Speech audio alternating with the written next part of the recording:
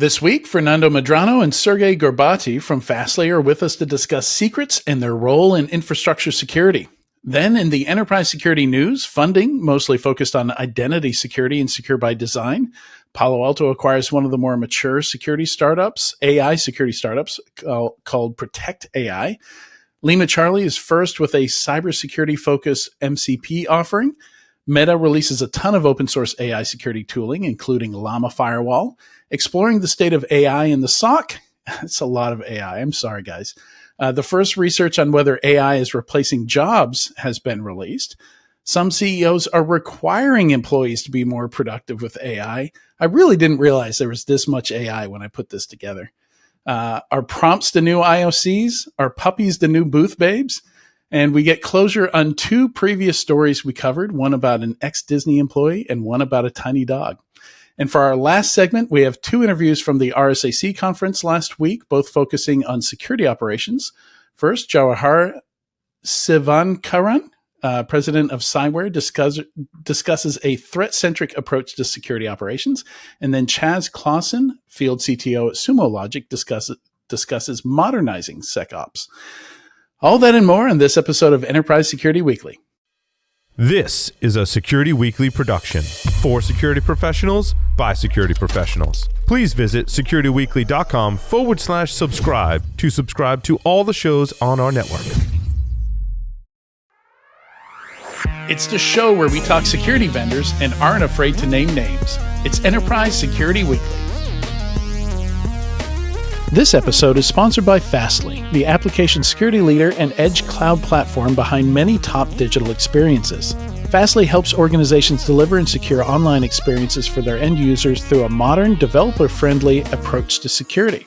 With their next-gen WAF, bot management, and DDoS protections, teams have the tools they need to ensure their applications and APIs perform at their best without sacrificing speed or reliability. Discover how Fastly transforms security into an enabler for digital innovation at securityweekly.com/Fastly.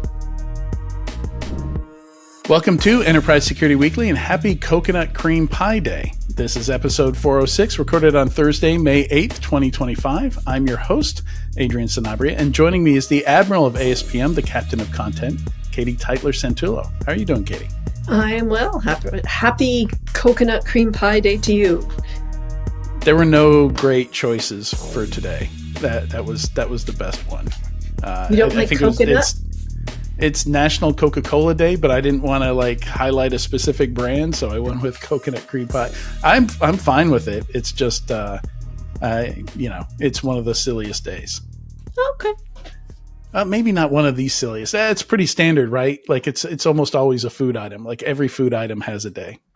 Every food item has a day, and you do pick them. So you could go with something less food-oriented, but food is fun. Yeah. And also joining us is the Dean of Data Science, the Knight of Neurodiversity, the Watcher of Data Center Waste, Jackie McGuire. How you doing, Jackie? I am fantastic. It is a very seasonable and beautiful day in Arizona, so I decided to record from my back patio because it will soon be hotter than the surface of the moon here. So I'm trying to take advantage of it. Yeah. Yeah, it's I did one episode of ASW. I was a guest on there outside from our Orlando house, and I regretted it because as soon as the sun got to a certain point, it was baking on me, and I started sweating for the second segment. But I made the mistake of taking a call in a onesie out here earlier today and had to take a shower when I was done. So I changed into something a little bit more breathable. Yeah, it looks wonderful right now, though. That looks lovely. And yeah, there's some interesting history behind the coconut cream pie, believe it or not. We didn't really have any baking recipes with coconut in it, but Franklin Baker, his real name was Baker, who's a flour miller from Philadelphia, received a shipment of coconuts from Cuba as payment for a debt owed to him. So I guess at least we get kind of a fun story out of this silly day.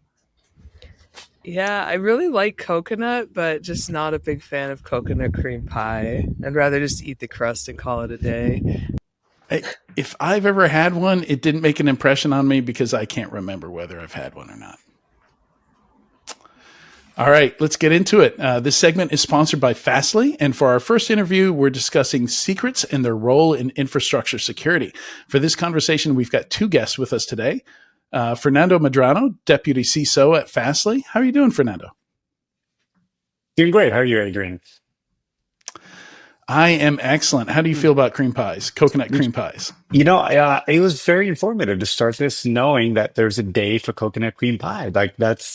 And even that there's a day for every food. However, for coconut cream pie, I think I'm kind of with you. Like, I'm sure I've had it, but I can't remotely remember the last time I did.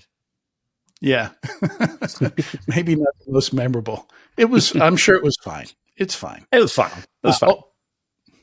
Also joining us as a guest is Sergey Gorbati, Senior Principal Security Architect at Fastly. How are you? Doing well. Glad to be here.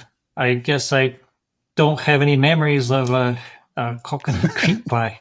I'm pretty sad. There's like a pretty good chain restaurant around here that used to have fantastic pies, and it's called Shari's, originally from Oregon, and they closed down. They had all kinds of pies, and so I don't have any good source anymore.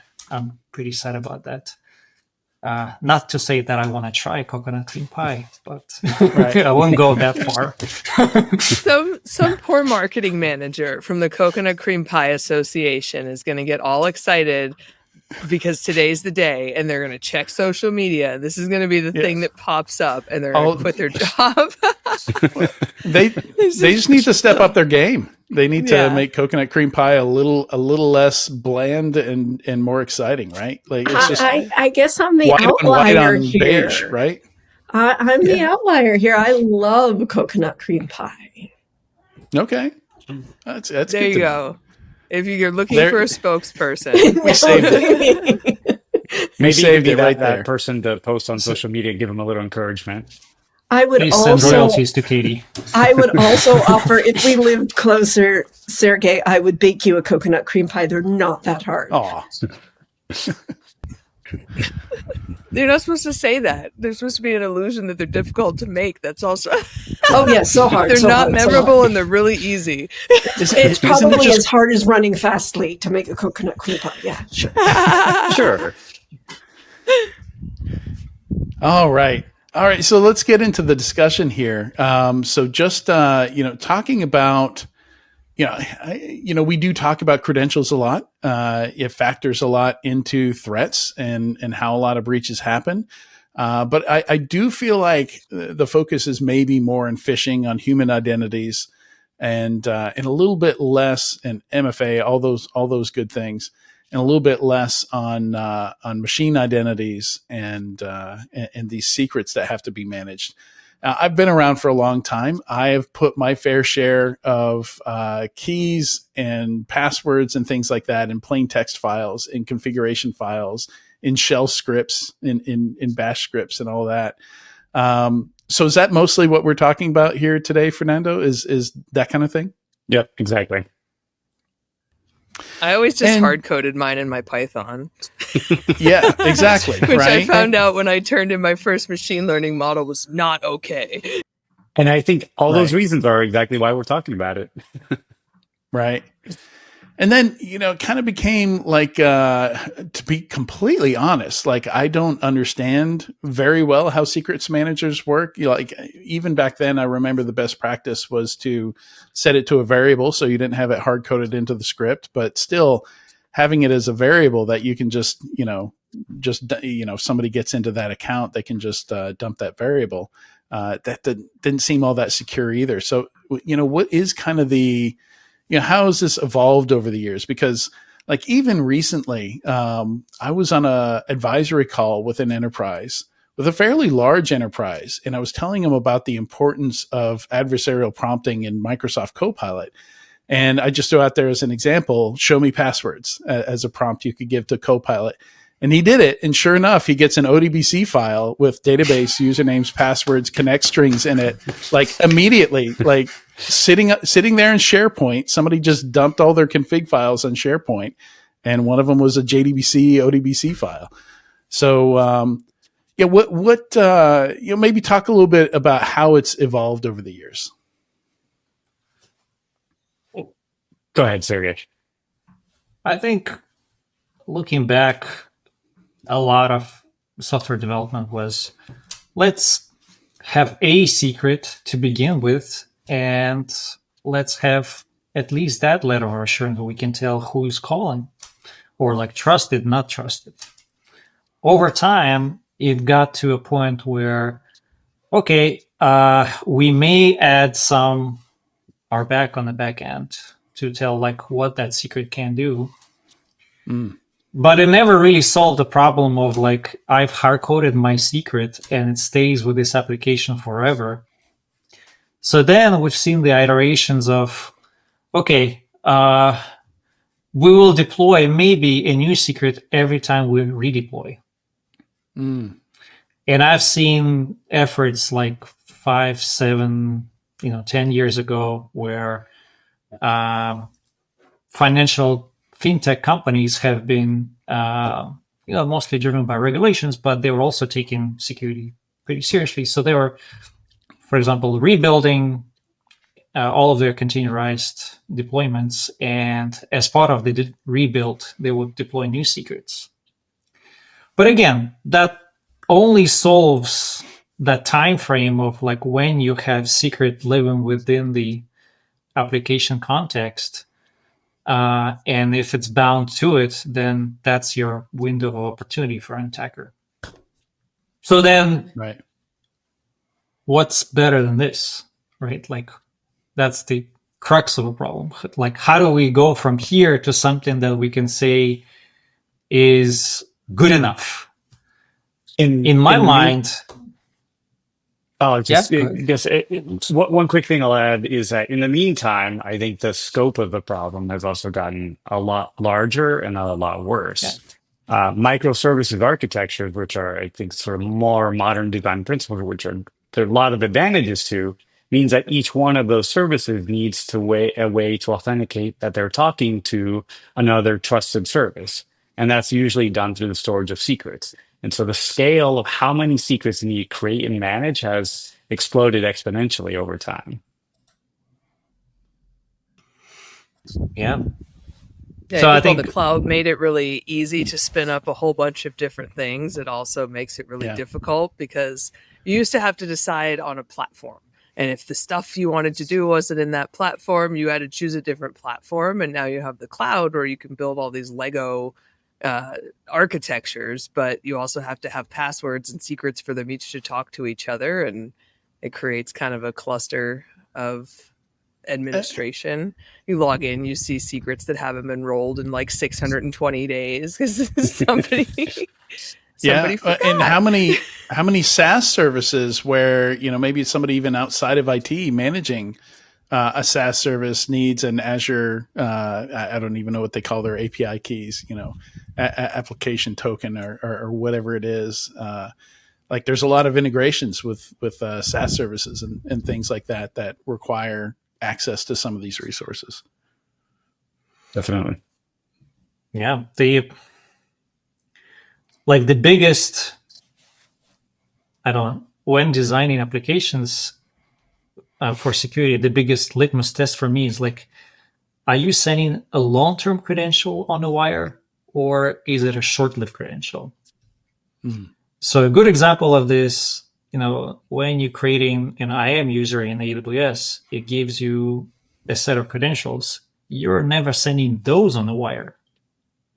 You always use them to create a shorter-lived credential, and only that gets sent as part of the request. So that's a good pattern to follow if you're in that deployment model where you can't refresh your application very often, where it just deploys on bare metal. If you don't have, if you're not running on Kubernetes, for example. But for things that are getting deployed to Kubernetes, there's much better patterns these days. I think it all started out with initiatives like cert managers where they're like, okay, we're going to give you certs for all of your apps. And these are now secrets that you can just ask for and get on demand versus like having to provision them ahead of time. Like as soon as the application starts, it gets a secret. So that's great. But again, not everything needs a cert, and you still need a piece of string sometimes to talk to a thing on the other end. So what's the biggest improvement that has happened? I think it's the concept of workload identity. And there's different approaches on how one can be done. There's actually an entire work group, like a whimsy, what's the short name for it, that manages to solve like what the workload identity looks like.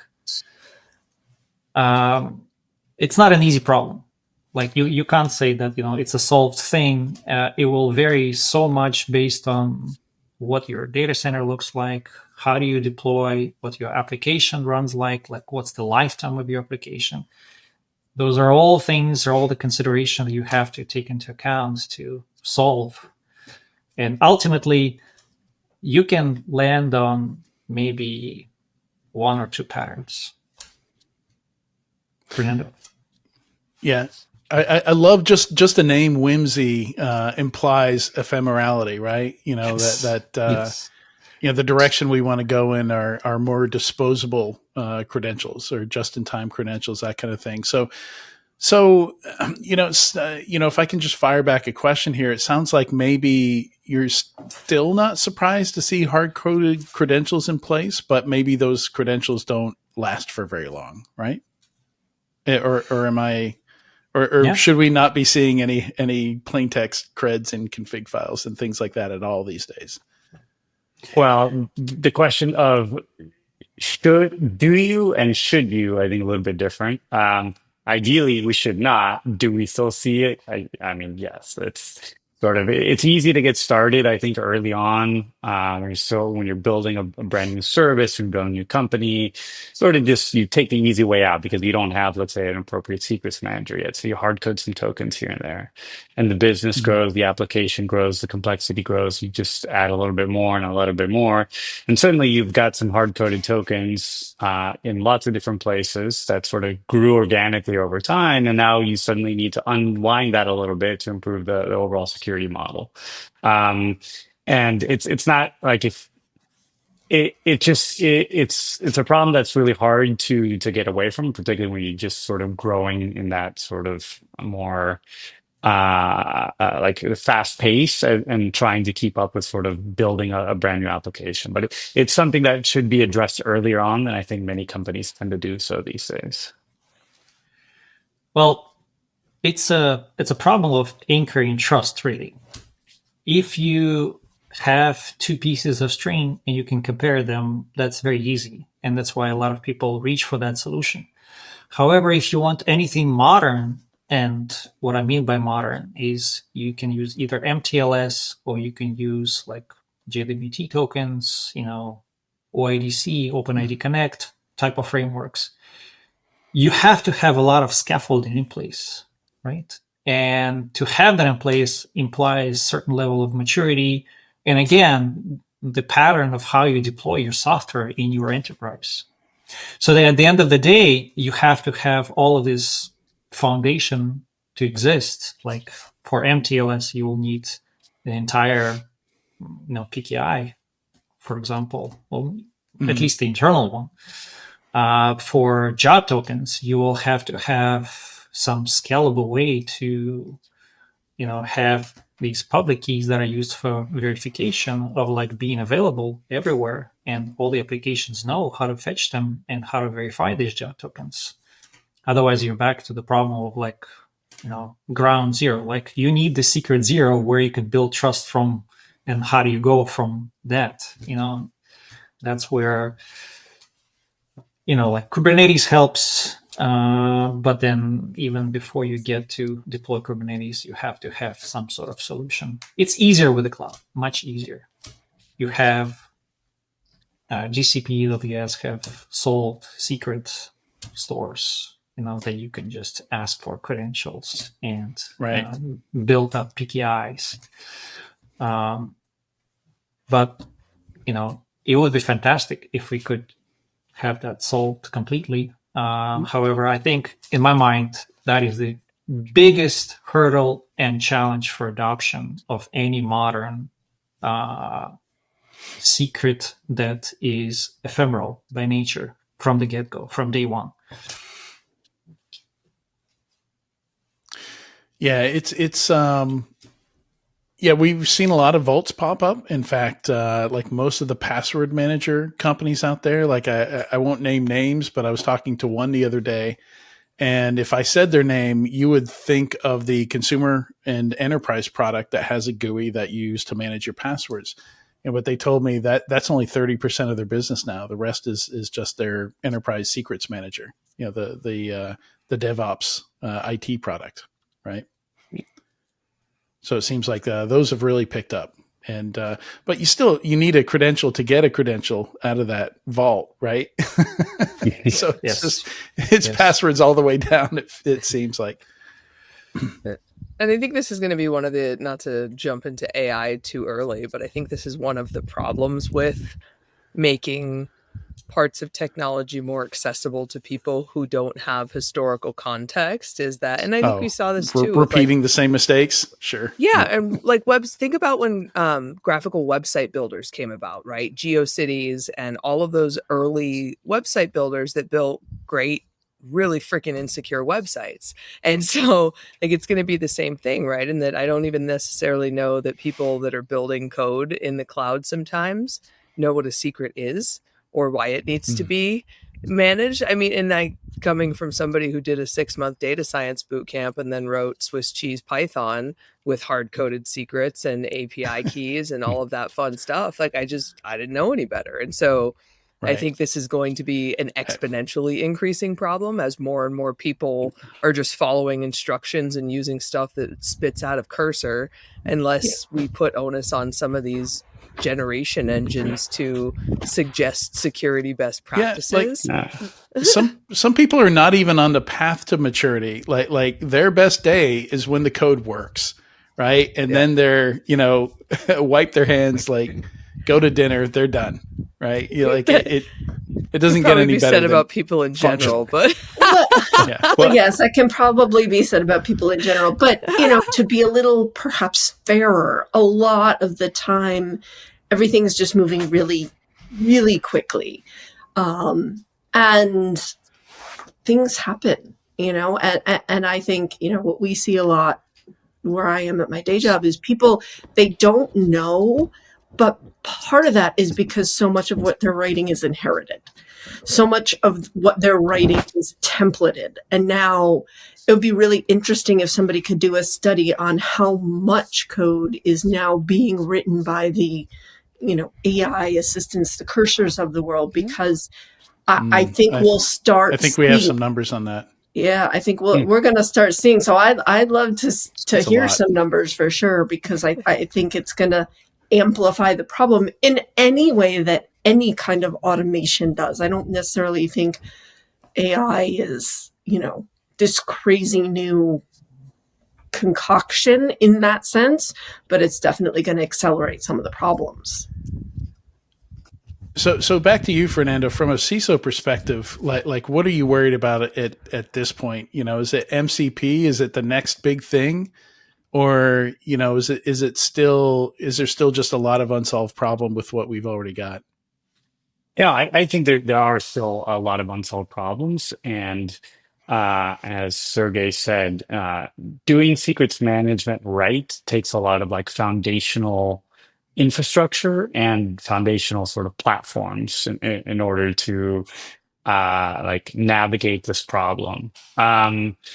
And I think that, the development question is a big one. So I want to integrate my application with some random SaaS application. I go to the SaaS GUI. I say, generate me a token.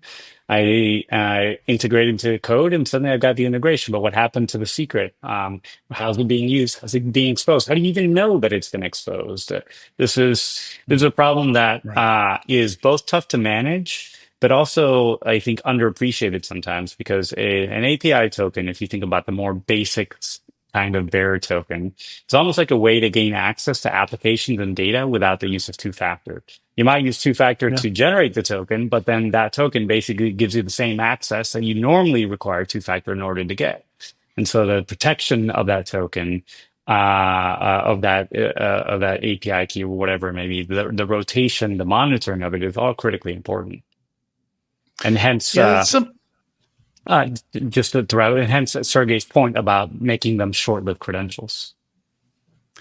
Yeah, it's something we talk about a lot today because info stealers, particularly around Macs, the computers that engineers are likely to use, is a big trend right now. And in 2025, it does seem kind of crazy that I can just take an OAuth token, for example, from your machine, put it on my machine, and bypass all that MFA and everything, and just be logged in as you. I would have thought we would have worked out some way to tie it to device by this point, but I think that is something that's being worked on from what I've heard.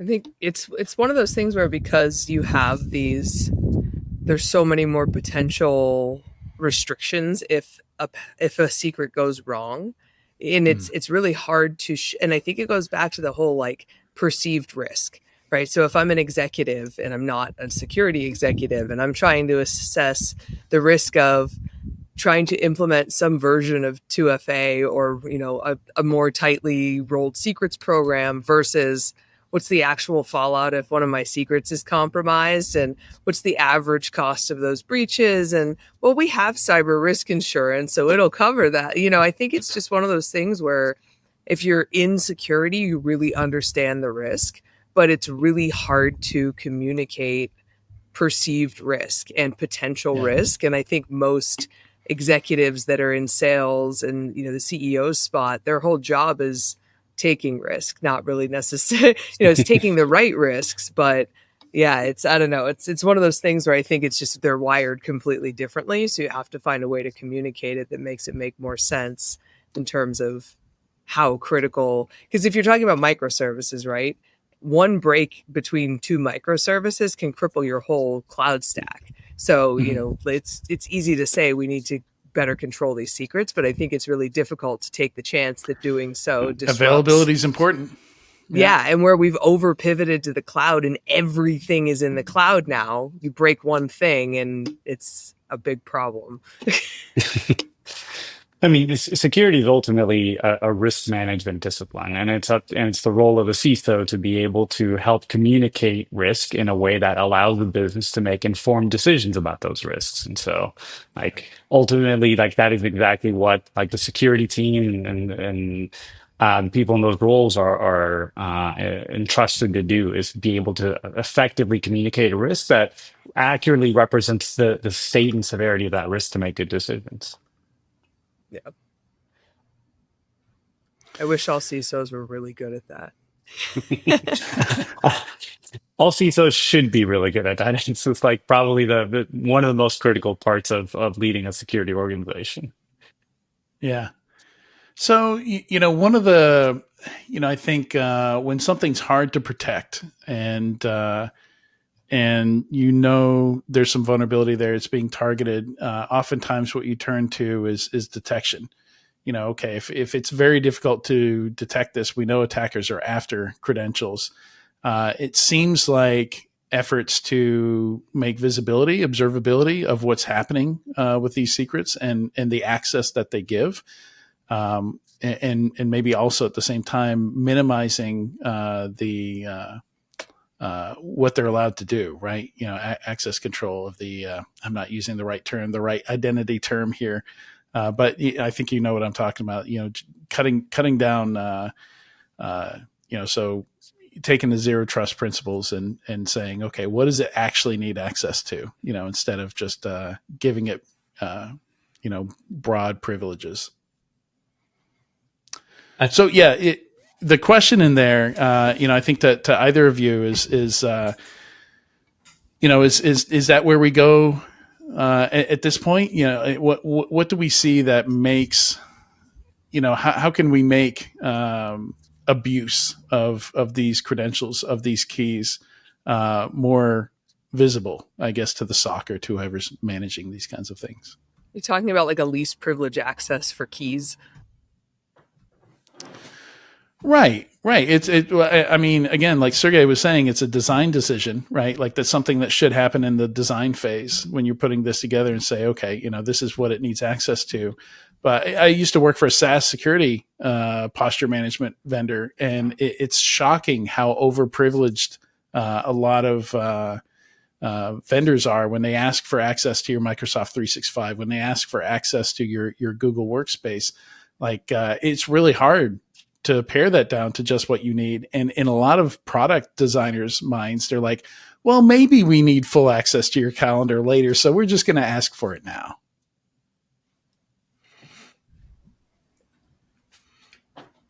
So what's the best way to rein that in? Right. Or what's the right questions here, Fernando? Like what are you focusing on? Is it ensuring that least privilege is applied here, or that you can tell if some of these credentials are being misused, increasing visibility there?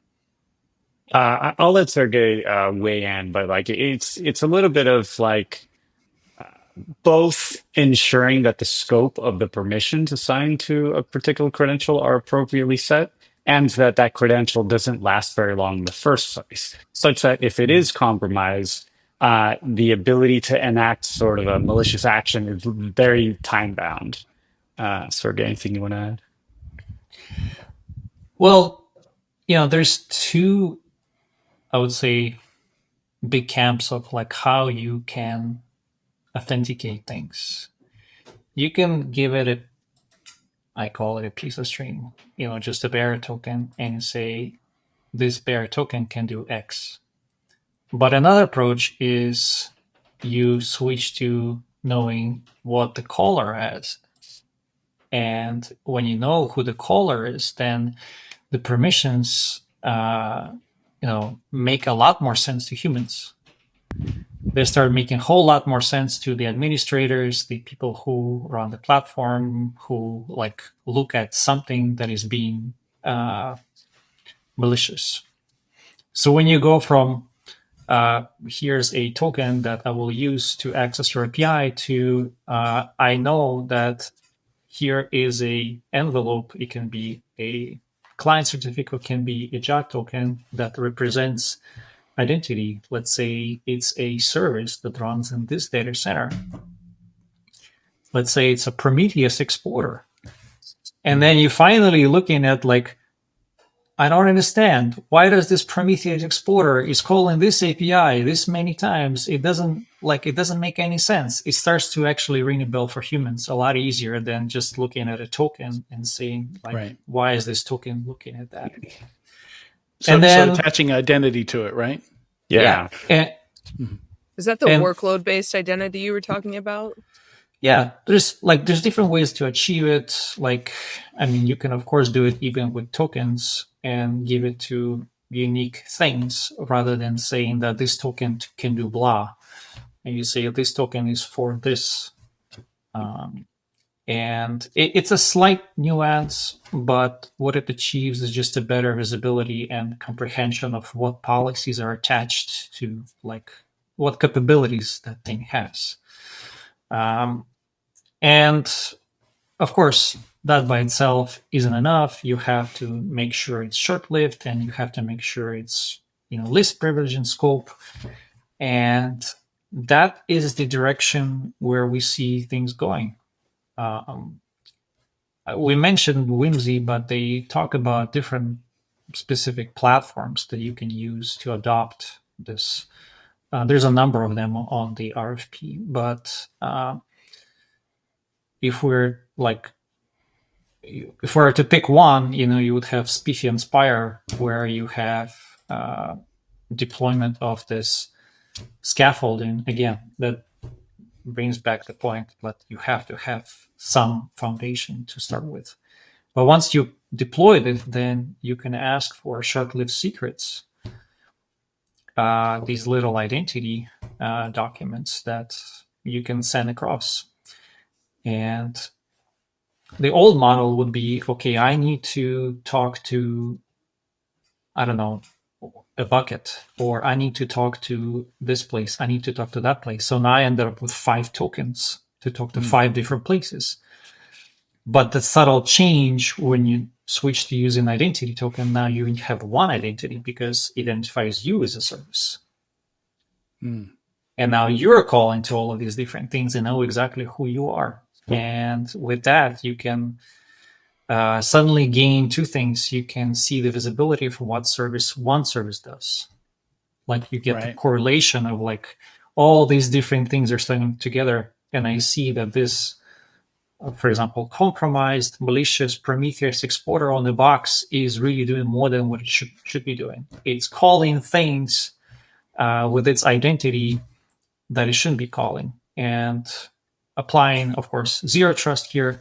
You know who's calling, you know what level of permission they have to do so. And by having shorter lived identity documents, you can have that aspect of zero trust attestation where like it's not a long lived token that you grant once and it lasts a long time. The attestation happens by reacquiring the new token continuously and having that loop. It's a very long conversation about like how do you now anchor this? Like, of course, if everybody had TPMs and we could have this hardware backed crypto, if everybody had a Mac laptop then or Mac hardware, then everybody could have secure enclave. But we live in a very diverse world. So depending on where you are, depending on like your budget constraints, depending on how fast you want to go to market. Containers don't have TPMs, right? Like that. Yes. That model only that only goes so far. But yeah, when we do have that stuff, it is good to use it. But yeah, no, that helps a lot. I think just understanding, like, I can't imagine as a doing threat hunting or incident response, and each identity just has like a random string or something like that. Like there's going to be so much extra work to figure out, okay, what's that for? What was it supposed to give access to? So managing it more like you're investigating a human, with an identity, and they have a role tied to them. They have a title in the organization that implies what they should have access to. That makes a lot more sense. If you can tell what machine made a call, and not just what machine, but what process on that machine made a call to what API, you have so much more contextual and information to be able to do an investigation, as opposed to maybe just a standard bearer token, which could have really come from anywhere. And so like that, the power of work-alike identity is in terms of what it provides, both from like security in terms of the authentication and authorization practices, but also incident responses is really strong. I'm going to borrow Fernando's CISO hat, and I'm going to give an example where I think everybody's familiar with GitHub Actions. They are a very clever, very clean way for something that is in GitHub ecosystem to reach out to a cloud outside of GitHub. That's a good design that depends on identities, essentially. What GitHub has done, and a lot of credit should be given, that they have figured out how to say, I am an identity provider for all of my users inside GitHub. And whenever somebody wants to upload a file to a bucket, or somebody wants to make any action in the cloud, they leverage this relationship. And they basically, that's exactly what they do. They say, I have this identity of this particular GitHub repo, and it wants to do this. And then on the cloud side, the user controls everything. They can set up all the relationship, all of the proper IAM roles of what that user can do from GitHub. But that's an example of workload identity envisioned and deployed and being very successfully used in real life. Gotcha. Yeah, great examples there. I feel like we went a little long here because I felt like we were hitting some really good stuff here towards the end, and I learned a lot there, which I think is always a good sign coming out of one of these. Anytime I learn some stuff. So thank you so much, Sergey and Fernando, for joining me today and having this conversation. Those are some great insights. Thank you all for having us. Thank you so much. All right, make sure you visit securityweekly.com/fastly to learn more. And stay tuned. We'll be right back in a few moments with the weekly enterprise news. Do your end users always, and I mean always, without exception, work on company-owned devices and IT-approved apps? I didn't think so. So my next question is, how do you keep your company's data safe when it's sitting on all those unmanaged apps and devices? 1Password has an answer to this question: Extended Access Management. 1Password Extended Access Management helps you secure every sign-in for every app on every device because it solves the problems traditional IAM and MDM can't touch. Check it out at securityweekly.com/1Password. Welcome back to Enterprise Security Weekly. Identiverse 2025 is returning to Las Vegas June 3rd through June 6th. You can hear from 250 plus expert speakers and connect with over 3,000 identity security professionals across 4 days of keynotes, breakout sessions, and deep dives into the latest identity security trends. Plus, take part in hands-on workshops and explore the brand new non-human identity pavilion. Register now and save 25% with code IDV25 Security Weekly at securityweekly.com/IDV2025. And I will be there doing some live interviews. And I'm also interested in what the non-human identity pavilion is. So I guess I'll find out eventually when I get there. All right, now for the Enterprise Security Weekly news. Welcome to Ayman Elsawa, who joins us for this segment. How you doing? Good, Adrian. Good. I got my coffee. Got your coffee? Do you have any coconut cream pie by any chance to go with that coffee? I would love to have some. Yay! Okay, Ayman's on my team. It is National Coconut Cream Pie Day. You missed that in the intro because you weren't here for that, but that is our silly national day for today. Yeah, I could use that. I have to capture a bee swarm later today, so I could use a coconut cream pie right now. I would recommend not putting it on you before you go around bees. It could help. Yeah. It could help. Yeah. You have to capture it? What do you mean you have to capture it? So bees decide to swarm every once in a while, and they'll just land somewhere, and you want to capture them. So then you just basically get a new beehive. So luckily, it landed on my neighbor's yard. I spoke to my neighbors, and I'm like, "Oh, by the way, just don't be alarmed, but there's a bunch of bees on your tree." She's like, "Oh my God." How do you go about capturing this swarm? Well, typically, if it lands on a branch, you just like knock it off, and like I've captured it before in like a that is not a branch, or if that's a branch, that's a really big branch. That looks like a central trunk. It's on a trunk, so I'm gonna have to vacuum this one off. Vacuum. I'm gonna try. Yeah, vacuum or scrape it, but like I think the fastest way is just to vacuum, get a wet dry vac. Hopefully the queen doesn't die. This is a really bad idea. Oh no, it's fine.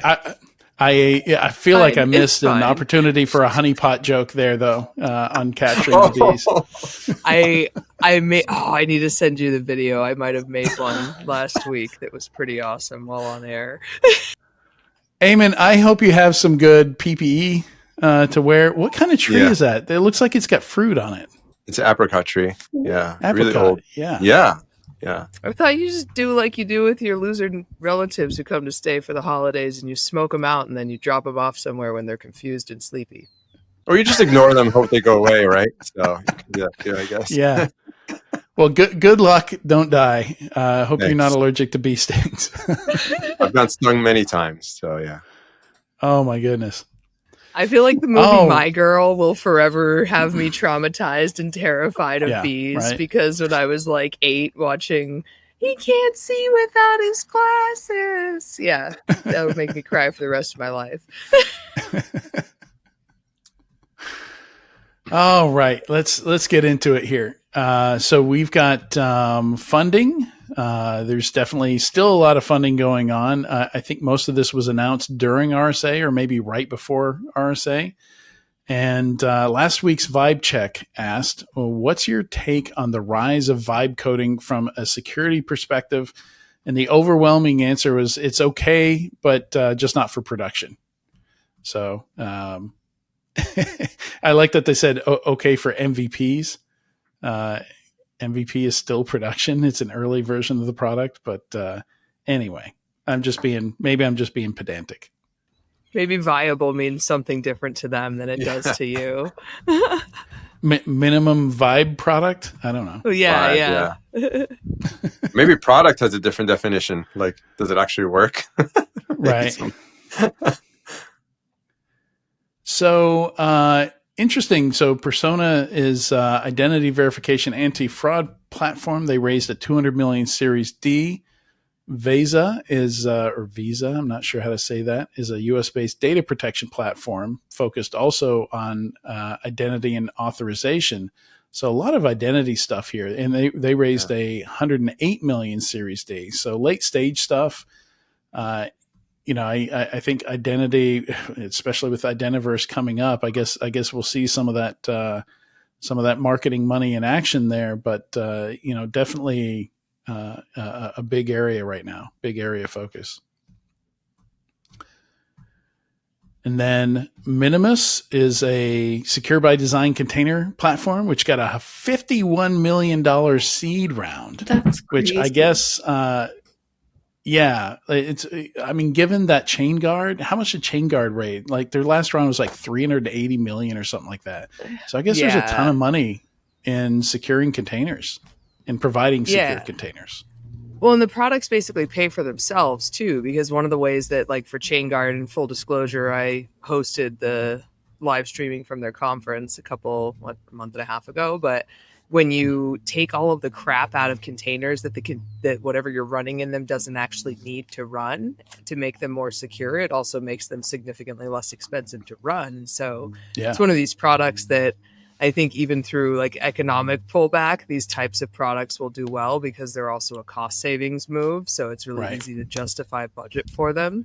But yeah, I mean, coming from, again, somebody who didn't know all that much about the containers that I was working with, like oftentimes they're 10x what they need to be for what you're actually doing in them. So I could see as people are spinning up containers with very little awareness of what a container is to deploy their vibe coded AI projects, it might be a good idea to limit the number of containers they have access to. Yeah, for sure. And then Valerian emerged from stealth with 20 million in funding. I don't know a lot about them. I visited the website. Looks like they do something around secure communication, like secure enclaves for communication. Looks interesting. They just came out of stealth, so not a whole lot more information than that. And then Layer X is there's another X company that's like a browser, secure enterprise browser, or it's a plugin for a browser, SquareX, that we interviewed at RSAC. I think Layer X is a competitor there. Somewhat similar names, but I've heard people comparing them directly. So I think they do something similar there. So it's remote like browser island isolation or platform.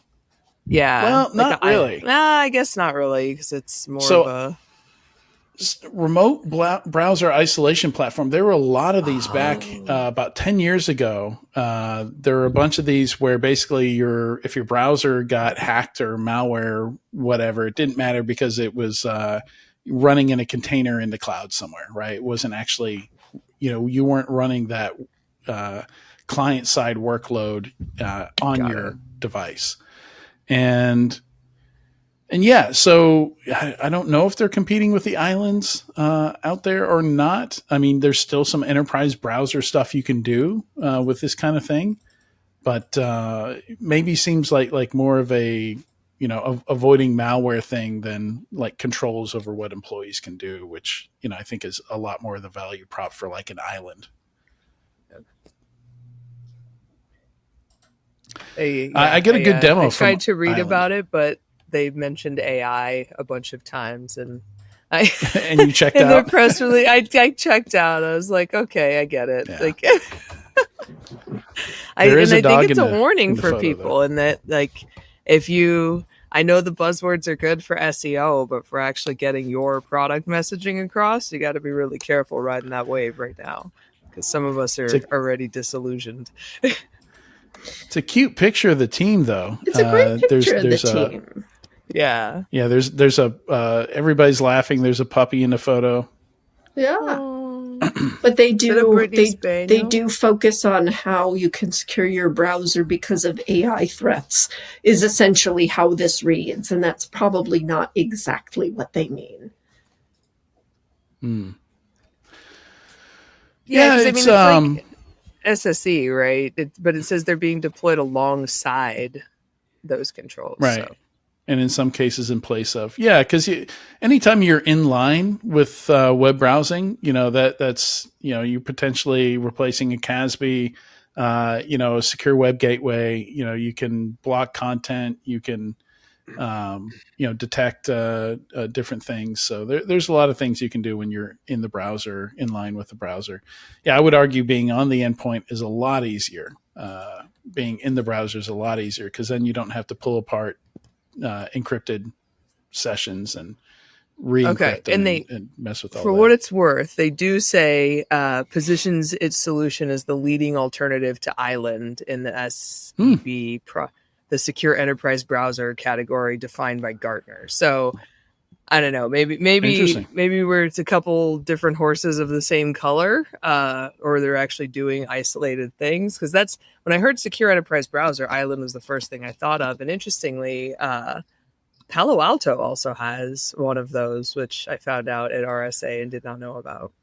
Yeah, Talon. They acquired Talon, which came out of stealth, I think, in the same month as Island with the same amount of funding. They both came out of stealth with $200 million, and we were like, what? Like, yeah. It was. I remember talking about it on the podcast a couple of years ago.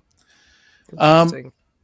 Yeah, I got a demo of Island that was really impressive at RSA on the show floor, and I was pretty skeptical of enterprise browsers early on when they came out. It did not make a whole lot of sense to me, but it's one of those things where CISO started to use them and buy them, and once they started talking about the different use cases, it was more that.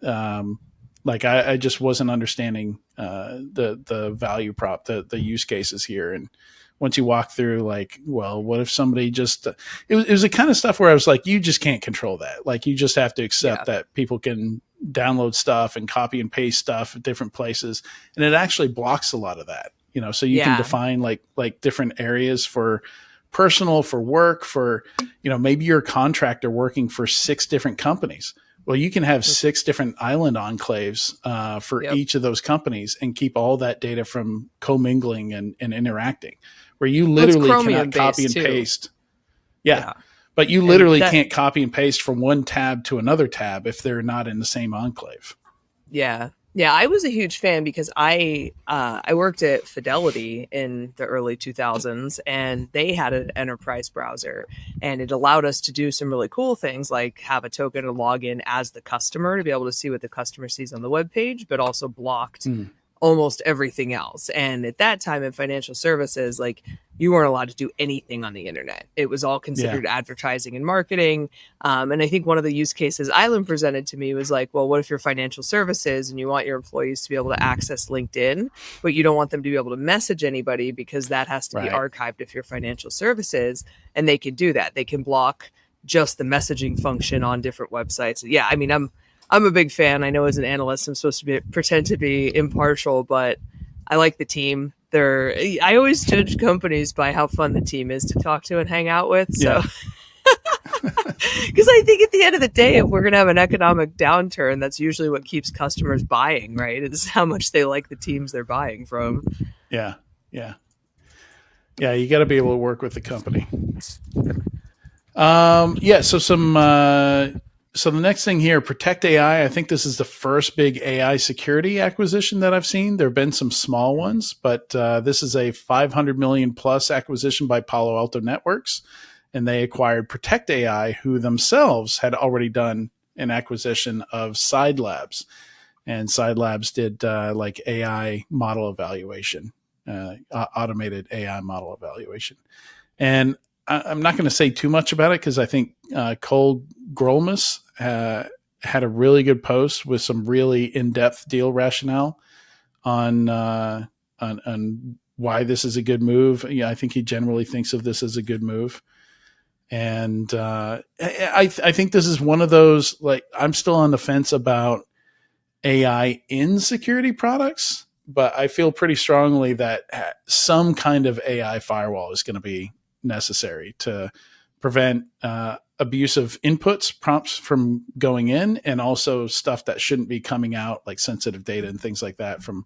coming out on the other side. So, which we're going to talk about later, actually, too. So, Yep. Yeah, there was the overwhelming sense I got at RSAC was that security teams had gone from very opposed to AI to like this sense of kind of acceptance and, okay, what's the next step? Because this train has already left the station, and it was kind of like, all right, what do we do now? Grim acceptance. Fine. Yeah, not even grim as much. Like, this RSAC felt very jubilant to me. Like, people were in a really good mood, and I think it's almost because they're like, well, can't control it anymore, so I guess it's not our problem. We're just gonna have to try to contain the fallout. And so I think it feels less like you're trying to hold the doors shut and more like, all right, it's done. Yeah, just let the AI wash over you. Yeah. That's it. It feels so artificial. Yeah, it was funny going through the intro for this episode. I truly did not realize that nearly every item has AI in the title of it. There are maybe 2 stories out of these 13, 2, maybe 3 stories here that aren't AI. So it's just what's going on, I guess. You. So LimaCharlie came out with a MCP server offering. LimaCharlie's interesting in that they create infrastructure for people to build products on top of.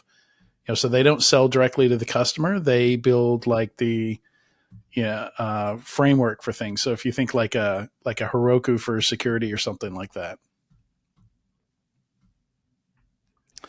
So, as far as we know, first one built for security. That's their claim. And, yeah, I'm trying to analyze this. I didn't get a chance to. Haven't dived into it too deep. If you don't know what MCP is, I recommend. I don't have a good resource so basically off the top of my head. So MCP is basically a standardized protocol that if you're building AI agents, it's how you connect them to the very specific things that they're supposed to be using as resources to do their job. So in this Lego context, block standard. Exactly, yeah, because the whole point of agents is that by giving them a more limited scope and more limited data, you'll get better results than just a regular large language model RAG.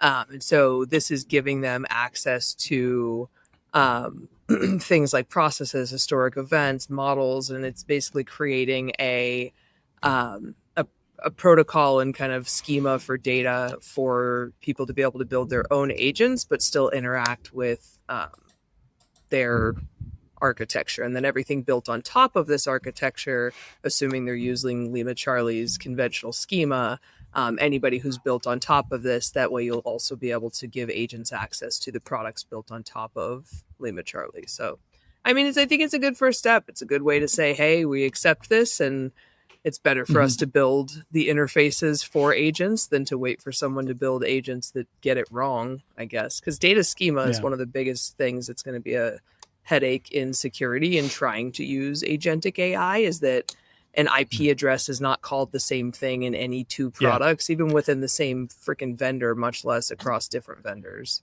Yeah, it's a pain point for SOAR for doing any kind of correlation on a SIM as well. Yeah, so it's a pretty common problem. Yeah. Number 3, I'm really excited about. This was all in one LinkedIn post, but this I forget the name of the guy, but he just shared a bunch of open source stuff. Not all open source. A couple of the things were just announcements of things that Meta's doing here. But Meta did release a whole bunch of open source security tools for generative AI. The biggest one is probably LlamaFirewall, which the AI style firewall we were talking about before, where it tries to detect. And they have a model specifically for doing detection of abusive or malicious prompts on the front end called Prompt Guard V2. And then Code Shield plugs into the other end and looks for insecure output coming out, going back to the prompter. And there's a bunch of other stuff too. There's actually one of the most exciting things I think here is the sensitive document classification framework. It only works with Google Workspace, but just listen to how this works. So it takes the Google Drive Files API, authenticates the drive, retrieves files for classification, sends it into a Llama Stack server for content analysis and classification, and it also uses Apache Tika to extract content from complex file types. So Apache Tika can recognize like over 1,000 different file types. And then after that classification goes back to the Google Drive API and applies labels to stuff. And that's cool. I can tell you, like Copilot Copilot stop users, Llama. Yeah, it stops Llama from giving you access to those things based on their designation. So if you request data from Llama that it's figured out is sensitive data, it will basically kick off a circuit breaker that's like, nope, sorry, I can't answer that question. well, so that's what the other one does, the Code Shield. Yeah, well, it works in conjunction with this, right? Because you can create contextual document analysis per enterprise and then use that to at least that was my understanding of how it integrated with Llama, was to prevent data exfiltration through Llama. No, it's what I'm reading here. This is the Classify It tool. Okay. What this sounds like to me is its entire purpose is just to label data, just to apply labels to data in Google Drive, which can be useful for all kinds of things, including like, maybe you kind of need that to be able to say, hey, this is data that shouldn't be going back out. So I think the other piece of this, what you're talking about, the Code Shield, kind of needs those labels to know what is allowed and what's not allowed to send back in terms of data. But this is like the number one thing people are asking for in Microsoft Copilot, because, when they're talking to Microsoft about, okay, like how do we label sensitive data and make sure that it doesn't come out of Copilot? Microsoft is saying, well, you use Purview to do that. And then the next question is, how do I label my 18 million files that I have in OneDrive and across SharePoint and all that? And Microsoft is like, I don't know. Write a script. I don't know.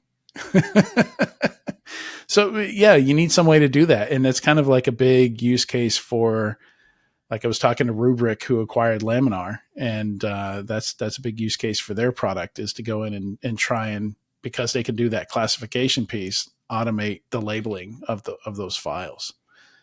Curious as to how well it works. DLP doesn't have a good history in cybersecurity of labeling things correctly. So I'm really, and because this is open source, I'm really tempted to try this out and see how well it labels some of my own data. Maybe Google Workspace will use it to improve its own DLP. That'd be nice. Yeah, I've heard not good things about that. Yeah, it's not fun. It's not yeah, I'll just keep it there.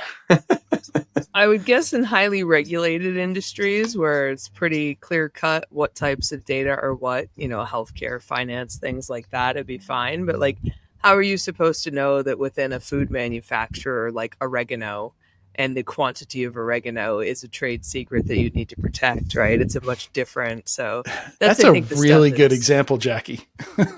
Well, that's like, I'm thinking, so Snyder's honey mustard and onion pretzels are something that I would probably do disgraceful things for when I really have the munchies. And I would imagine that recipe, because I've never had another brand that was anywhere close to that, Right. is very closely guarded. So like that's, I think it's, trade secrets are Sure. really bizarro things, right? And I think that's what makes it hard to classify data. Like you can classify PII and financial data and things like that, but it's just one of the things that I can think of in terms of like what actually would need to be protected at different places that there's no way you would know that. I think to some extent businesses are going to have to customize that. They're going to have to train some of these systems that, hey, in our world, for our company, like, we're going to load, here's 100 files with data in them that we consider to be, like, other places maybe, recipe is not sensitive data, but here it is. So you're going to have to do some custom training there, I bet.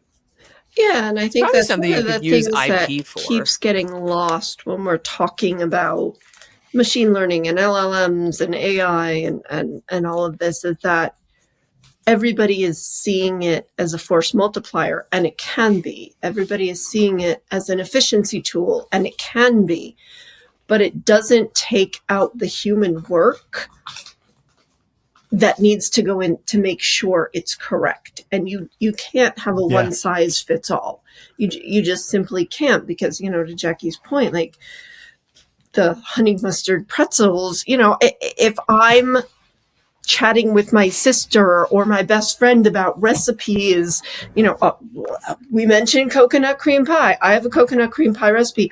I don't consider that classified. But if I'm some people do. Well, right. I know some people who absolutely will not let you have the recipes. Exactly. But if I'm like, what are some of those dessert companies like Sara Lee or something? If I work for Sara Lee company, it's very like, I can't do that. So I think the whole AI and accompanying words gives the misconception that everything gets easier. And in some ways it does, but you still have to have that human hands-on touch to make sure, especially up front, everything's going in correctly, everything's classified correctly.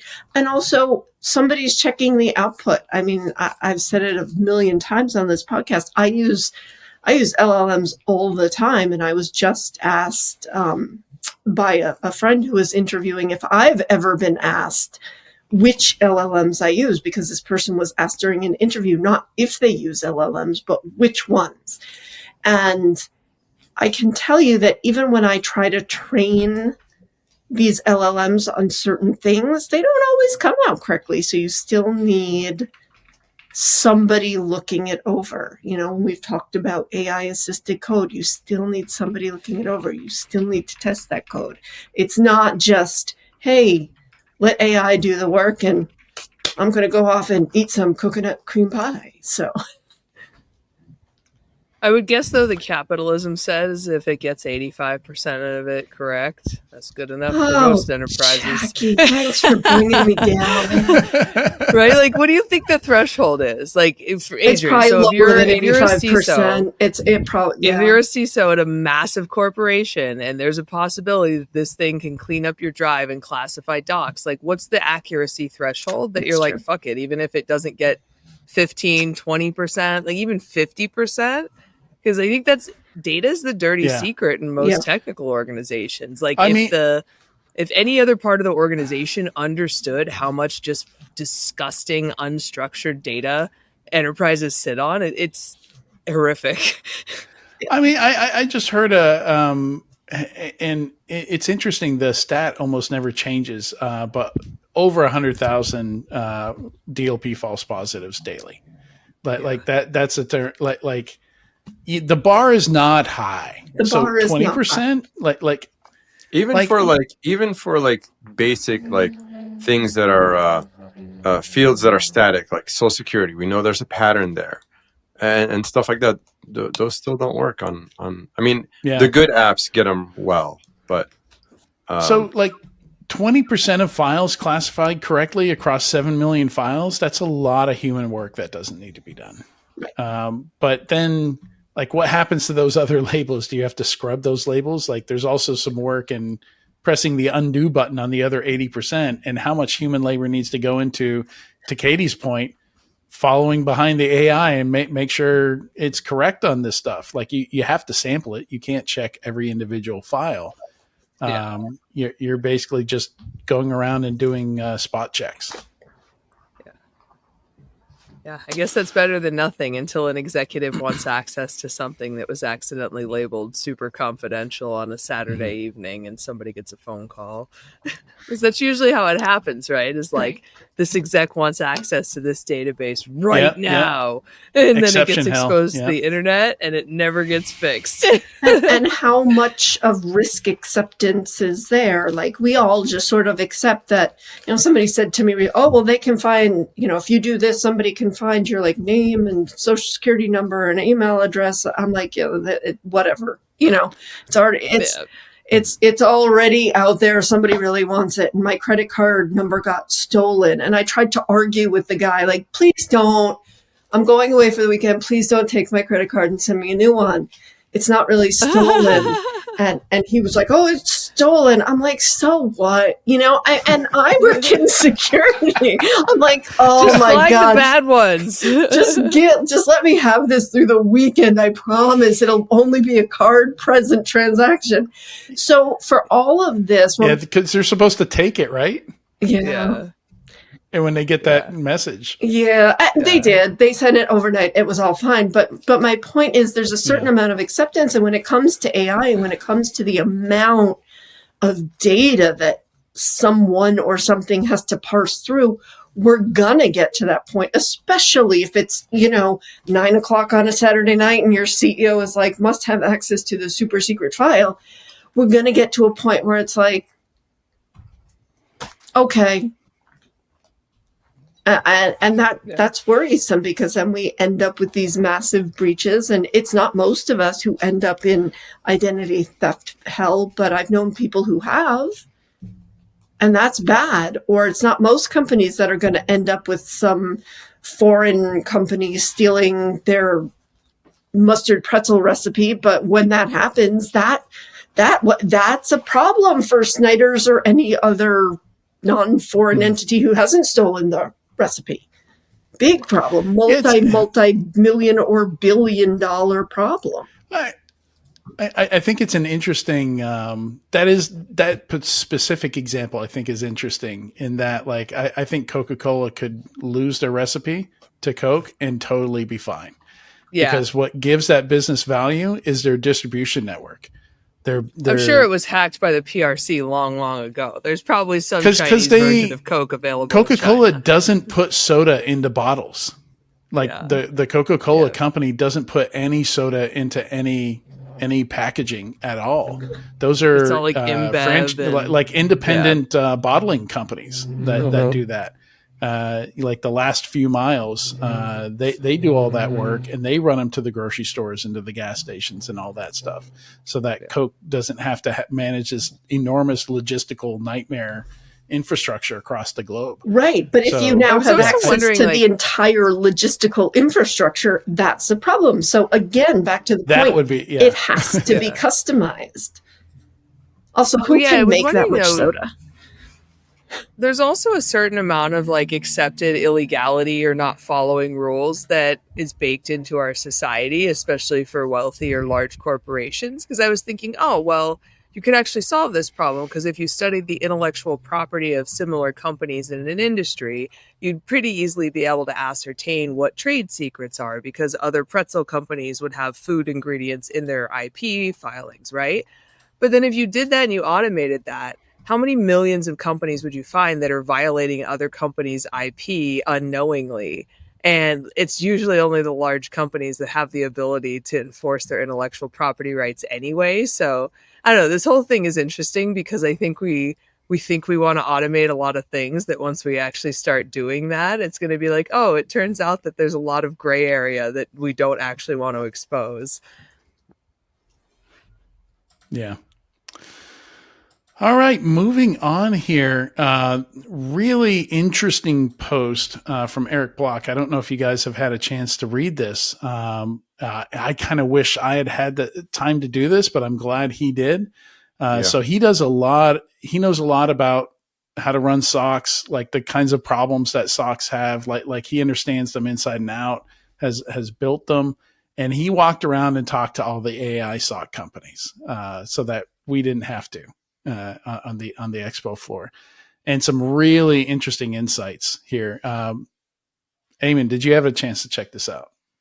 I did. I saw the post. I read it a couple times, and it's interesting. Yeah, I think people have asked me before I saw the post. People asked me like, "What do you think AI is gonna affect the security job industry?" And we always think like, and I think a lot of us do think that it's going to be the SOC analyst and like GRC that's going to be the first to get replaced. But when? That's the big question, right? And I think Eric's analysis helps temper some of the very ambitious ideas of how AI is going to replace things. It's coming, but it's not there yet. And it's, the thing that seemed insane to me is, okay, 4,500 alerts a day. We're going to use an LLM to triage every one of those every day. Like that, we talked about the post from WireSpeed, right? Where they had to come up with Falcon 9 launches as a measurement, to even express how much energy it would take to tackle a much smaller. Like I think what he was using, the assumption he was using was like 7,000 alerts a year, and Dropzone AI was talking about 4,500 a day. So he was incredibly conservative and still had to go to Falcon 9 launches to find a unit of measurement that could express how much would get used here. And turns out that's reflected in the cost too. He was talking about. He talked to 3 vendors.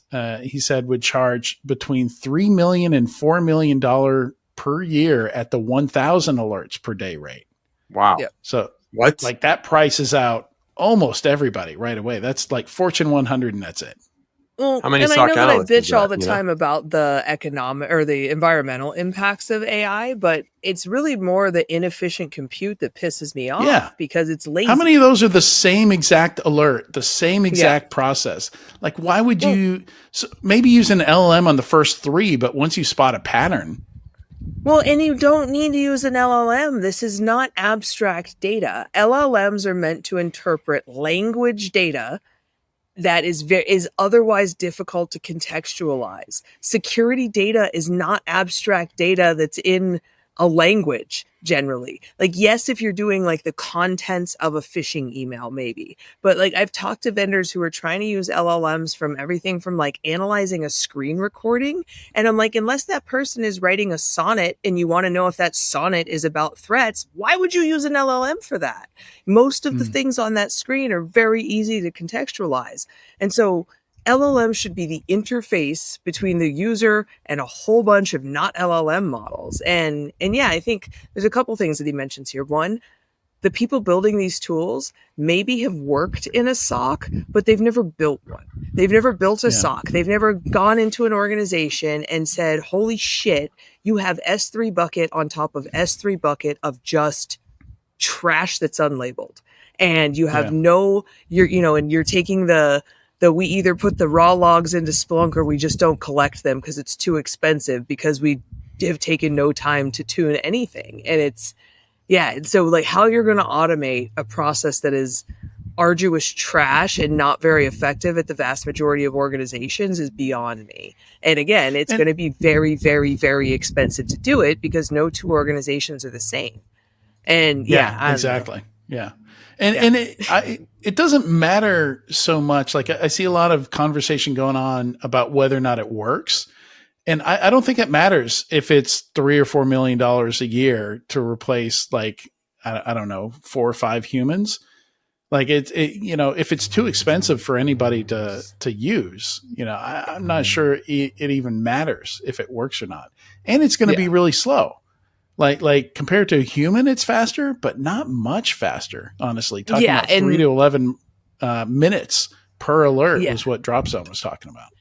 And it's unless it's 100% running on their cloud architecture, somebody's cloud bills are going up. Like there is going to be some pipeline in that process that you are going to be paying for. And the person who pays for it out of their budget probably wasn't involved in that purchasing decision. And you're going to get a call from somebody on the cloud team like, what in the absolute F is going on? Yeah, I think what makes sense here is if the LLM is used to create like a SOAR, process to use traditional automation to do it, have it create the automation, not be the automation. Yeah. Like and then do it in milliseconds, steps. Right? or seconds. Recommended next steps, explanation of what's already been done. Like the interface between the human and the first layer of engineering is a great place to put an LLM. If you're past the first layer of engineering and you're not actually dealing with language, you're probably wasting a lot of compute. Yeah. And why do you have 4,500 alerts on a day that you didn't get hacked? That's a problem. The fact that 99.9% of your alerts, or on some days, 100% of your alerts are false positives. I feel like that's a bigger problem that needs to be addressed. It's cover for the real hack. So, yeah, it is cover. How are you supposed to find anything in that? Yeah, it would be great if it could be like, hey, these 3,200 alerts all came from the same source. And most commonly, this source fires the wrong alerts because it's misconfigured in this way, because that's tribal knowledge we have in security. And I think that's what would be effective. And there are some companies trying to do that, trying to push more towards the like, how do you turn this into action? But nobody wants to. I think I said at RSA, one of my favorite quotes that I came up with while highly caffeinated was like, people would just rather buy 100 Band-Aids than stop running with scissors. And it would be great if it would be like, hey, unfortunately, you're running with scissors, and most people get 8 cuts a day when they're running with scissors. So if you would walk or hold the scissors the other way, you probably could buy fewer Band-Aids. But then I guess you're cannibalizing your own business, aren't you? That's the other problem with ingestion-based pricing is what incentive do I have to help you optimize your ingestion? Yes. All right, we got a lot more to get through. I think the study that came out from the University of Chicago, a lot of people are going to make a big deal out of it. I think it's just too early to show anything useful. And it concludes, AI is not taking jobs, but Copilot wasn't even out for a year yet. Most of this data came from 2023 and 2024. So, like maybe 5 years from now, its conclusions are hold up. Maybe not. I don't know. It's but I can tell you, a year ago, nobody I was advising on this was doing anything more than trials with enterprise AI tools. And today, 100% of those companies are using enterprise AI tools across the organization. So it's changed a lot since they did these. And these are surveys. So you inherently have problems with surveys anyway. Like best of times surveys are hard to get good data from. It'd be interesting to see some hard data on productivity in some future studies. But I'm glad they're doing it. I think more people need to do these studies. We need to keep track of this. And but this one I don't think is it's too early to be exciting or useful, I think. The Warmly CEO, I think this is, given the study I just mentioned, hilarious.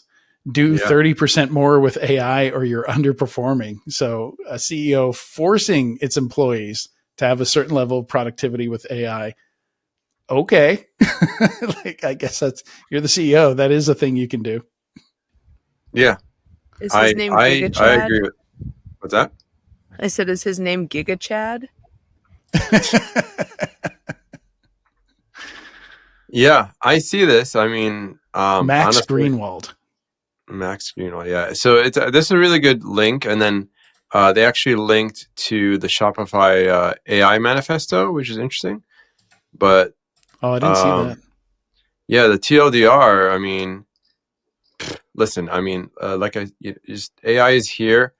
Like if I'm gonna hire someone, I'm just talking as like, someone who's had to hire people. I want someone to leverage the latest tools that's gonna make them efficient.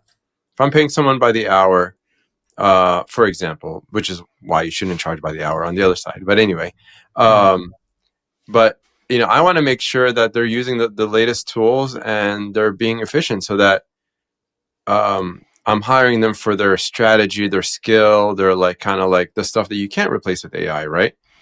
And then just leverage the busy work to AI. So yeah, it's amazing. They have ChatGPT Pro, Slack AI, and Notion AI for everyone. And then different people can get specific AI, like Figma AI for like designers. And then each department has a $25K annual budget for AI tools on top of that. I'm like, whoa. Yeah. So I think the Shopify one I'm fine with, like requiring AI proficiency, like tool proficiency. That's fine. I think putting a percentage on it, like first of all, like measuring productivity is not an easy thing and is largely unsolved across the industry anyway, unless you work in a factory and a certain number of units have to be produced every day to meet what you promised your suppliers. Most like information jobs, measuring productivity is not an easy thing. So I don't know how you're going to enforce 30% more efficient. And it also varies depending on a million factors. Who you are, what you do, what the industry is, what you're, are you in sales or are you a cost center job somewhere? It's hugely varying. And I don't think it's I think this is just a blanket, somebody trying to come out too early with a statistic to make news, to make noise on what AI quote unquote should do. Because if I go back to my days as a salesperson, it wasn't necessarily the people making the most calls who made the most sales. I had one sales colleague, and he still is, from what I can see, at least on social media, doing great today. He would make like 5 calls a day. And he was always the number one sales rep on our team. I don't know how he did it. I don't know how he made so much money with such little effort. But at the end of the day, the company doesn't care. If you're overperforming on your number as a salesperson by almost 200%, and your number is the same as everybody's number, and then they start raising your number and you still keep doing it, you don't say to this person, you have to increase your effort. You don't say you have to be more productive. If he's still beating the hell out of everybody else with whatever he's doing it and being a smarter worker, I'd rather have a smarter worker. You don't want people who are not productive, but you can't just blanketly say 30%. Yeah. Everybody do more. A lot of people are going to be 30% more efficient at doing the wrong thing. Yeah. Right? Well, I was just writing this up. I just want to just say it. Like, I think this is, overall, like even tech companies are being very aggressive about the productivity push, right? 5 days return to office, right? Or 3 to 5 days return to office. All these kind of things to improve productivity. Some other industries like finance and bigger enterprise are still like late to the game. But maybe this is just a larger part of an overall, trend. They don't know what productivity looks like. They don't know what productivity looks like, and they're doing it to justify their jobs. I could go on a whole 3-day rant, just like Jackie and her pretzels. But productivity, I'll go back to sales once again. I was always a very good sales rep. I always, did fine. But anytime there was a contest to do more, make more calls, log more this, do more that, I won every contest because I threw out the rules of what makes me a good salesperson, stopped going after the sales, and wanted to hit the number of whatever was being measured. So I got all this. It's the wrong incentive. It's right? the wrong incentive. I got all the bonus cash. Usually these contests were very short-lived, 3-4 hours, whatever. It didn't matter. But I always went after. Because if they knew what productivity looked like, they would be saying, hey, they would be very prescriptive, right? They would be like, hey, in customer service, we are going to start using AI for this. So the new expectation is that you can do this number of emails an hour. But that's They're not just going like, to be happen. 30% more effective. But it's not going to happen because I think to Adrian's point, it's going to be the same thing as in security when your CISO still comes to the board and says, we stopped 435,000 emails from being clicked on. Right? Yeah. It's useless measuring. And they're going to use that because it takes a lot more work. And a lot more work isn't efficiency, it's brain power. Well, I mean, John Dewar has a book, Measure What Matters. I think that's who wrote it, right? Yeah. Measure What Matters. It talks about OKRs and stuff like that. So, maybe, we're not measuring the right things, We're right? not measuring the right things. Yeah. Because it's easier to not measure the right things and get away with it than to work on the hard problems. But the companies that are measuring the right things are like, use AI. I'm not saying you shouldn't use use AI. I'm saying putting out numbers like this, because all kinds of companies are going to adopt that and be like, 30% more, and then they're not going to know what the hell to do with it. It's the wrong incentive. Maybe it's a moonshot goal. I think the idea we're missing here is the 100% adoption part. Like everyone adopt AI and learn how to use AI. Just like you have to learn how to use Google Workspace, which there's so many features Microsoft even in Google Office. Workspace. You don't an Office. You don't know. Like many people don't know how to use. Like Yeah. only till recently did I realize there's a lot of really advanced features in PowerPoint that I did not know about, and I'm like, well, I was impressed. The same thing, right? Is like take it like. And in the Shopify manifesto, in there it says, justify the non-use of AI. I'm like, ooh, I like that. That's interesting. Anyway. I agree. And I also think, I can tell you my use of AI, LLMs, whatever you want to call them, is completely self-taught. And that's the wrong way to go about it. If you want to encourage the use of something, give people guardrails, give them training, sit them down, get them excited about it. I'm not saying you have to have a week-long class, but honestly, I'm doing this experimental stuff all on my own in my little own office at my little own home. I have no idea who's using what at my company or if they are. And it would be a lot easier. And I say this as somebody who would probably be considered an older worker. It's probably going to take a lot more work for me to learn this. Yeah, that's something actually, every AI advisory call I have with an enterprise, I urge them to do a couple of things to train everybody, because understanding what kinds of questions are likely to result in hallucination is really important, as well as just being efficient with AI, understanding like the limitations of prompting and how to prompt the best way.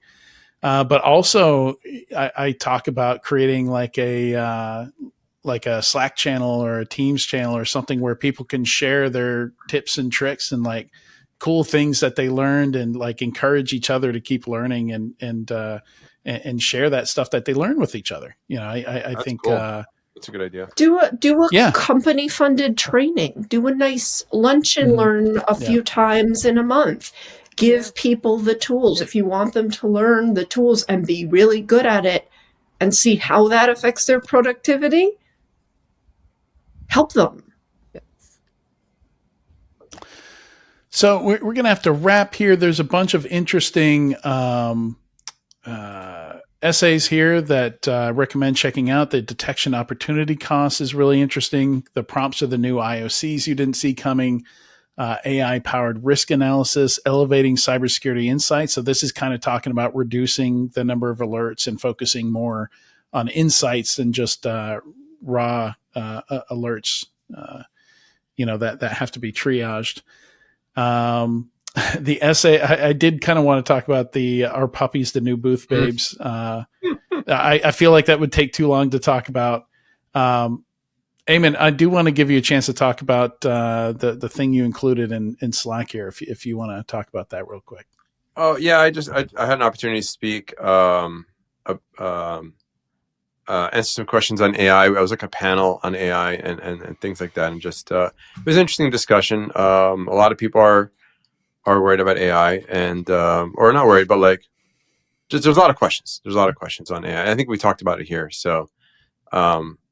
Yeah, so just had some reflections on there, and the video is not available, but I was quoted as like, CISOs do need to embrace the reality that AI is here, whether they like it or not. So, but we should talk about. Yeah, and from what Jackie's saying, it sounds like that message has largely been received, like just accepting it instead of fighting it. You think so? I heard shadow AI is the new shadow IT over and over and over. I like that. So I think they're just like, you know what? It's here. People are using it. We don't know about it. At this point, it's more important that we start to get our hands around technologies that can find it, because we know it's in our organizations and we're not seeing it. And so it seems like the shift is focusing more on discovery and observability than governance, trying to push back or slow anything down. Yeah. Yeah. There's also a good analysis here from Mr. Mike Prevet, who most of our funding insights come from on the RSA Innovation Sandbox. So he goes back along with Ramey McCarthy and goes through some of the older data, looks at how these companies have done after being part of the Innovation Sandbox. And we do have, I want to wrap up with closure on two stories we've talked about in previous episodes. One is the ex-Disney worker who kind of, went raged out and changed the menus, logged into a bunch of FTP servers and changed Disney menus, took off, removed, what was it? Allergen warnings off of menus. Yeah. Oh, wow. And he put a bunch of profanity in there and stuff like that. It changed the names of menu items to obscene things, and he gets 3 years in prison for that. So, yeah, don't. So on the one side, if only been insider trading, he would have just gone off and done his community service. But yeah, you got to watch. You got to be ready for the angry admin, that type of thing. And, using legacy technologies, I'm sure they shut down his Active Directory account immediately or his Okta account immediately, but completely forgot that there are these shared FTP servers with shared credentials that everybody knows, right? So they didn't change those credentials. So he was still able to get in and do that. So something to consider. What kind of a crappy person does that? Let's go to the next story. I like that one better. Yeah, that's the sad one. The happy one is this Datsun. We talked about this 8-pound miniature Datsun, no less, that got loose on Kangaroo Island when her owners were vacationing there. It's like a tourist place. I don't think any people actually live there except for maybe the people just doing some wildlife management, something like that, tourist management. But 540 days, this dog was lost in the wild on Kangaroo Island, which has a lot more than kangaroos on it. It has a lot of things that would like to eat an 8-pound dog. And somehow, when they finally caught Valerie, she was stronger, heavier, and just generally seemed happier. Survival of the fittest. I told you guys this last time. I was like, those are hunting dogs. Those dogs were bred to chase weasels and the most nasty, burrowing prey into holes. And they have this crazy, when they get them, they just shake them until they paralyze them. Those dogs are ferocious. And my comment to Adrian was look at that dog. That dog does not look happy to be going back to a backyard somewhere in middle-class Australia. That dog wants to live its life. On the other side of the coin, there was a gathering in Hungary of dachshunds, and they were attempting to break the world record of the most dachshunds assembled to do a dog walk. And I don't think they did, but it was 800 and I something think all those dogs are jealous of Valerie. of Valerie. They're like, let us free. Well, I wish Valerie could write a story about that, because I would read that book. I would watch that movie. Like I wish we knew what that 540 days Into were the like for that wild with dog. Valerie. Because they had to have been some interesting days there. I'm just saying that they should leave that dog alone. They should put that dog back on that island, maybe with a mate, so it's not that lonely. But I feel like that dog did not want to be caught for a reason. Yeah. All right. So I agree, Eamon. We will put off the puppies and goats conversation. Puppies and goats, should animals be a feature on the expo floor of Moscone? We will put that. We'll push that to next week. We'll have that conversation then. But for now, we got to wrap up. And thanks so much, Katie, Eamon, Jackie, for joining me today. Fun conversation today. Thanks for having us. Big thanks to everyone watching or listening to this week's episode of Enterprise Security Weekly. Next week, we'll be talking to Fastly again, but different guest and different topic. We'll be talking to Marshall Irwin about the state of cybersecurity and what that means for the next big emergency that hits the whole industry. So talking about like the CrowdStrike type of stuff, big stuff. So see you then. And yeah, we'll be back with this new format. If you haven't noticed, this is now being released as all one big episode. So the interview, the news segment, and coming up after this, we've got a few interviews, executive interviews from RSA. So stick around for that. And we'll see you again next week with the same format. Thanks. Imagine a world where every threat, ransomware, supply chain attacks, zero-day exploits is stopped before it can even begin. ThreatLocker makes that world a reality with a zero-trust approach to cybersecurity. By giving you granular control on every executable in your environment, ThreatLocker protects your business around the clock. No more guessing, no more gaps. Just rock-solid protection that keeps your operations running smoothly and your data secure. Discover how ThreatLocker's least privilege approach can safeguard your organization against known and unknown threats. Take the first step towards total peace of mind by visiting securityweekly.com/ThreatLocker today. Good morning from RSAC. This is Doug White with Security Weekly. I'm glad you're there watching, and we're doing interviews today. So I'm here. You're obviously watching, but maybe you're going to come over tomorrow or who knows what. I am with Jawahar Sivasankaran, who is the president of Cyware. Jawahar has 25 years of experience. It's always nice to meet people that have a lot of experience. Growth leadership, customer success at Cisco, Splunk, AppGate, and that's pretty cool. So basically what you told me was that your basic idea was that customers and markets are moving on towards a more threat-centric approach to basically try to solve their SecOps challenges. Was my take on this whole thing. And you said that the traditional, and this was where it immediately rang with me. So I was reading this, and then I get to this point where I'm like, okay, now I know. Because you said that the problem is that trying to ingest these large volumes of data, analysis, and actions was like a problem. And so I always remember when I first started, I was working at the computer center, and they told me that when I came in every day, I was supposed to sign off on this giant waist-high stack of green bar that was all the log entries from the preceding night. And I was like, how am I supposed to go through all this? And they're like, oh, nobody looks at it, just sign it. And then today, of course, it's become astronomical, right? So I guess the first kind of thing was how do you see the traditional SecOps stuff changing as we go forward? Yeah, Doug, it's a pleasure to be here. Oh, first of all, the first thing I would say is right out of the gate, Cyware, we operationalize threat intelligence. That's what we do. We drive other things like collective defense, which is operationalizing threat intelligence, but we also have the opportunity to share that threat information in a collaborative way, and that's what we drive with the organizations that we work with. But taking a step back, I've been in this industry for 27 years, taking a step back, there was a time and place for some of the legacy tools that we have in the SOC today.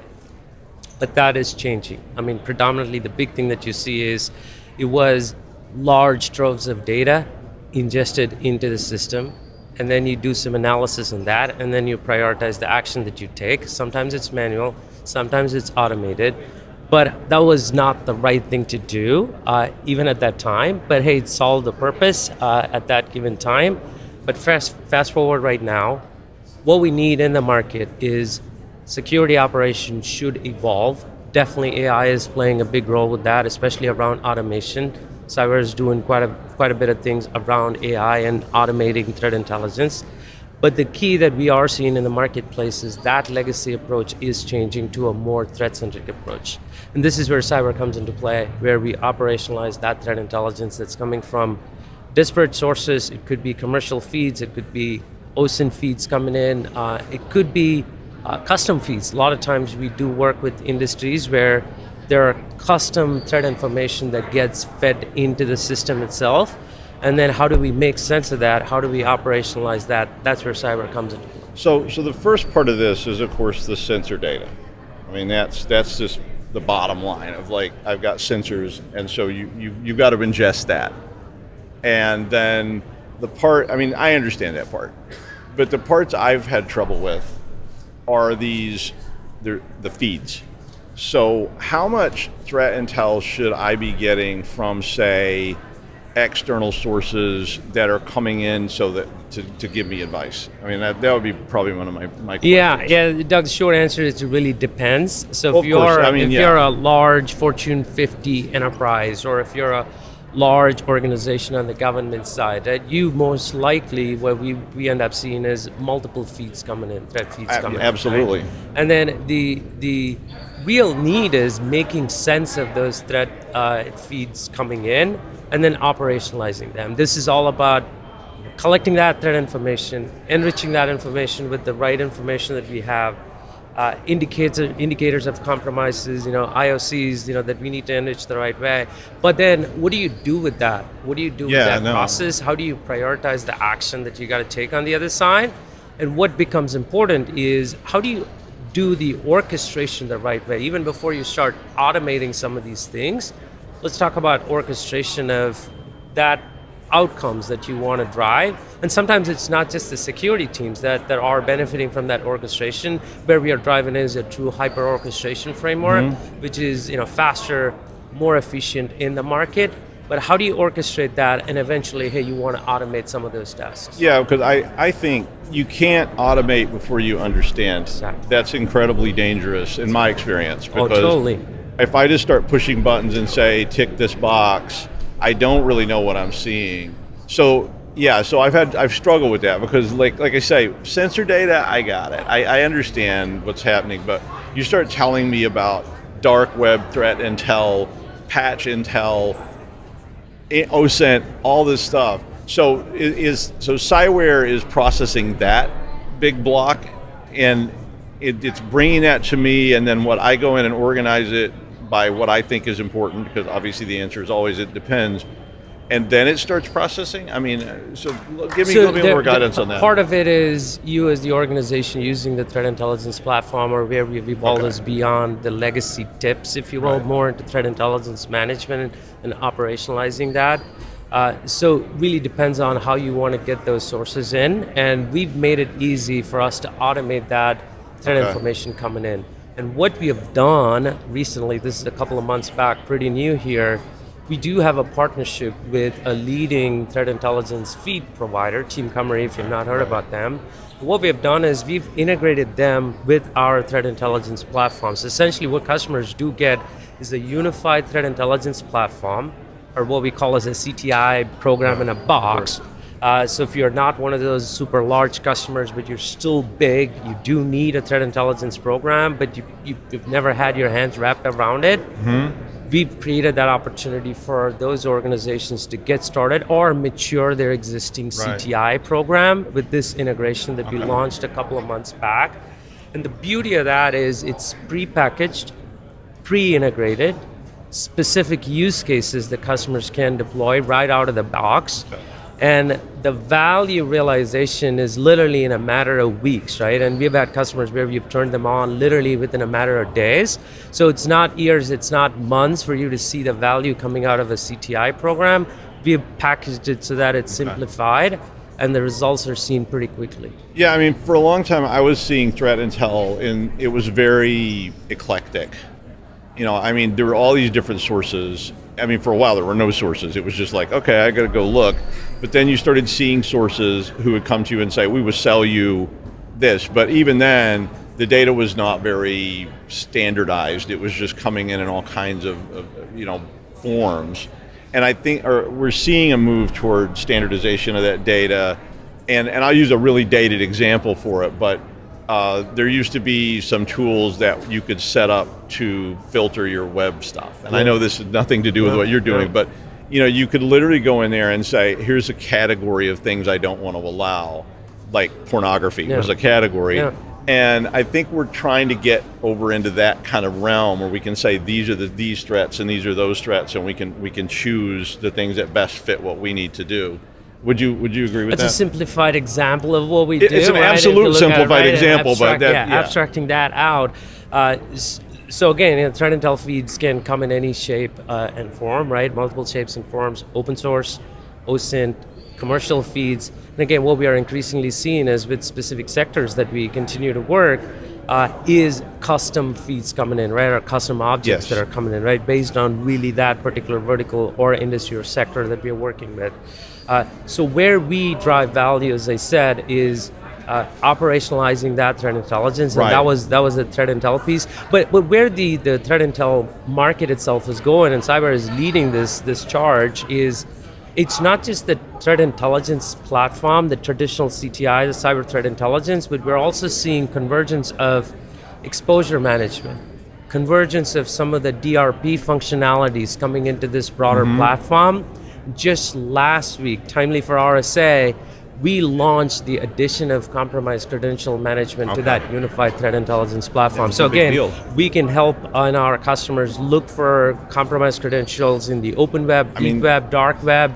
And then one of the things that we can also do is automate the response with integration with IAM tools, right? So again, there's a lot of convergence that's happening, and cyber is leading that charge. No, I like that because I mean because that's one of my great fears is that you have somebody who's an employee, and I talk about this all the time, and even though they didn't get compromised here, we're safe, but they got compromised on some website that they went to 6 months ago, and they used the same credentials, and now that's just an automatic breach. And it's really hard to defend against that. And trying to tell employees to go out and look for that, it's easy to say, it's really tough to do. Because I mean, how do you even begin? I used to work for the company that had 35,000 employees. How many of those people got breached yesterday? And now I'm supposed to supervise that, and I'm back to this giant pile of paper that I'm somehow supposed to review. So this is automating that component as well. That component as well. And the key here is that you've got a lot of solutions that do just the compromised credential management. You also have solutions out in the market that do dark web monitoring, that do social media monitoring, all of that. But how do you integrate that with your cyber threat intelligence? That becomes critical, and this is where we're driving value. And that's what you're doing. This is where we're driving value, and that compromised credential launch last week was exactly that. And again, this is taking into the realms of exposure management and other things in DRP. Yeah, I think you're going to have something like that, because for a while, several years ago, you were getting a lot of pings from people saying we can analyze the dark web for you. We can watch for certain phrases, and I always get back to, will I have time to go through this data, because I know what that's like. And I know what'll happen to me. Is I'm going to say, I'm going to go through that in a little while. And I mean, I don't tend to work for Fortune 500, so if you're working for a smaller company, you don't have a crew of 100 people to say, okay, you do this and I'll do that. It's like, oh yeah, those routers went down this morning. I'm going to be off site. And now nobody's looking at that. So it sounds useful. That's what it is. And where this all leads in is the impact of AI with security operations and cyber threat intelligence. So, and again, this is one of those things where we are really charging the market ahead, if I can put it that way, within the cyber threat intel space. So we've got things in place on the truck where customers can use cyber quarterback for chatbot knowledge base, but where we are taking this is towards a multi-agent strategy, right? This is where the agentic approach comes into play, where can we automate a lot of the traditional security operations functions, and it's not just automating for the sake of automating, but backing that with strong cyber threat intelligence, what we see.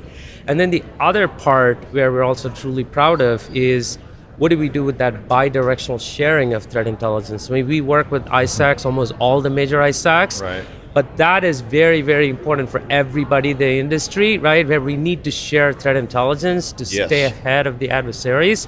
We don't do that enough as an industry, I'm saying. And again, this is one of the things that at Cyber, we're super proud of what we are doing. I'm happy to hear you say that, because it was something we've been advocating for a long time, that we ran into a brick wall. Back in like 2005, I was trying to help the state police try to coordinate that kind of stuff. And it was mostly targeted, not again at big players, but at medium and small businesses. And there just was no intel there. And they couldn't afford to put a team on it. And so fusion centers, ISACs, that kind of stuff was starting to come together. And it needs to be bi-directional. I was happy to hear you say that. Tricky business though, because the minute you start saying, I'm going to share, everybody starts getting a little bit nervous. We create the right rules, we create the right framework for organizations to share that, that threat information. I think that's, But again, where we need to, go is that collective defense where the industry comes together. And again, we're super proud of the work that we're doing today, partnering with the ISACs. How do you vet this stuff? I mean, it's a little bit of an odd question, but I was thinking about it in terms of poisoning and AI poisoning and all these kind of things. How do you look at all this intel and ensure that it's valid? I mean, I always worry about that. Yeah, one thing is the intel coming in, we want to make sure that it's coming from the right sources, as we look through this. But then as we go through the enrichment, as we look at the correlation of events that we're looking, within the CTI framework itself. And then the other things, as I mentioned, like compromised credential coming into the CTI framework, we're able to drive the right outcomes. Either it's the orchestration part. And again, this is where I get really excited. Even before the automation, it's the orchestration that becomes super critical, right? And again, a lot of times orchestration happens within the security teams, but there are also times you need to orchestrate the right playbooks outside of security, right? Yes. It could be with the endpoint team, it could be with some other team across IT. It has to be. And that drives the right outcome for you to leverage a multi-agent or an agentic AI approach. Because again, I as a security team, I have to be able to get that to the right people and make sure they take the right actions as a result of that intel, and we have to do it fast. Right. Because AI is making everything get scarier quicker. That's right. And the threats from I mean just like you see stories about people didn't patch stuff, from Windows 7 or something. Yeah. But I mean, we have to try to move that time horizon way up close to the front, or we're going to have real trouble in the future. All right. Well, thank you, Jawahar. Very good. If you want to request a demo at www.cyware.com/book-a-demo or securityweekly.com at Cyware RSAC, you can check this out and get a demo of Cyware so you can see for yourself what this is going to do for you. Thank you, Doug. It was a pleasure. Thank you for being here. I appreciate it. I enjoyed it. Thanks. Pleasure.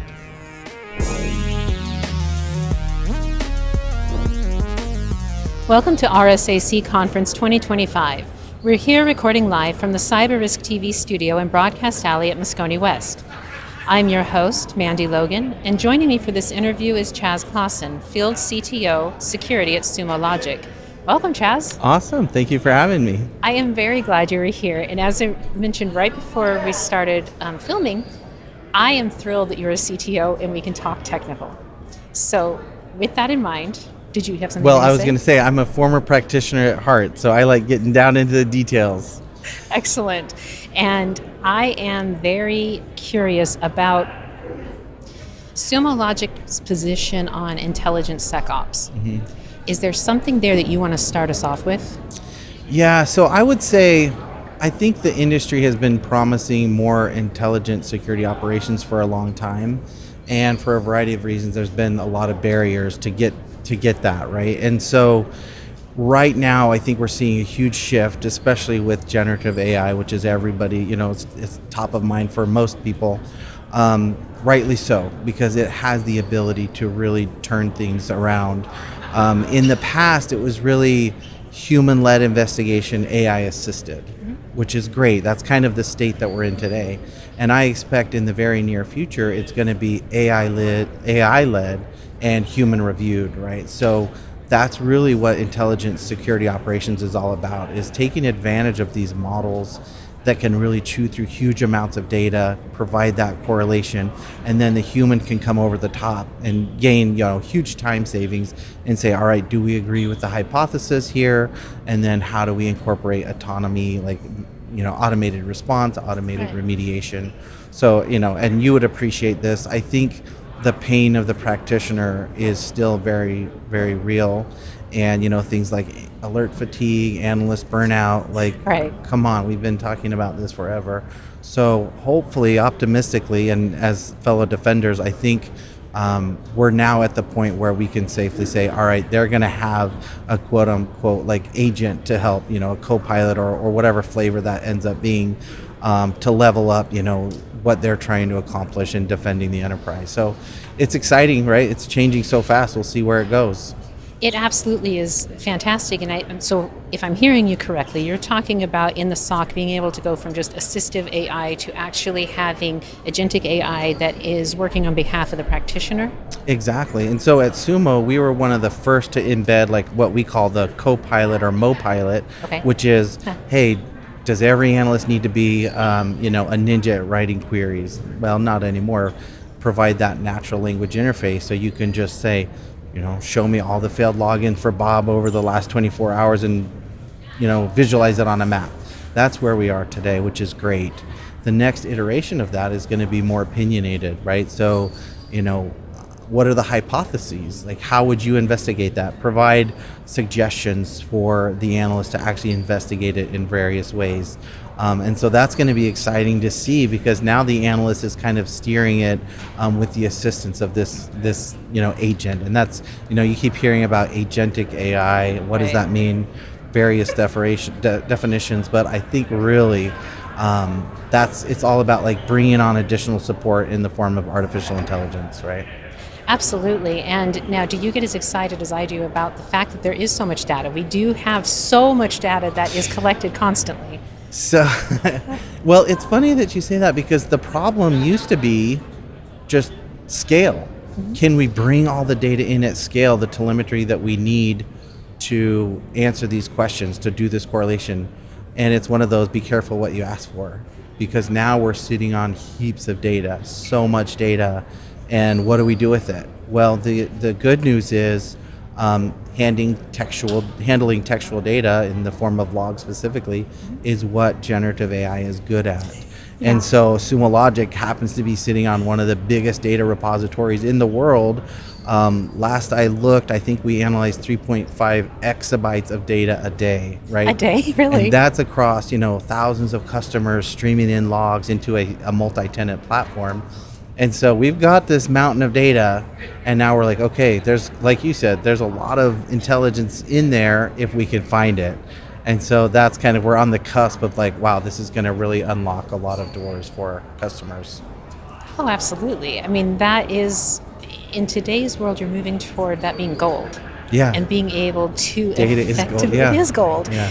And so with that, is it from that data set or from your real world experiences with your customers, or from your view as a former practicing technician, I guess we would call it, what are some of the biggest blockers that security teams are facing right now in the rise of AI?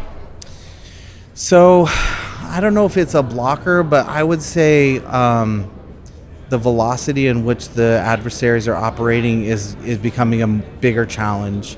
And partly it's the same shift that they're taking advantage of. It's like every new technology is weaponized. And so as the defenders are trying to quickly adopt AI into their solutioning, the adversaries are also like, okay, what can we do to accelerate our, and so that's probably one of the challenges, because when it used to be, the mean time to detection and how long did it take for an adversary to get a foothold all the way to data exfiltration or damage. Now all of a sudden it's gone from hours or weeks to days to minutes. And so that means that the security analysts now have to be on top of their game.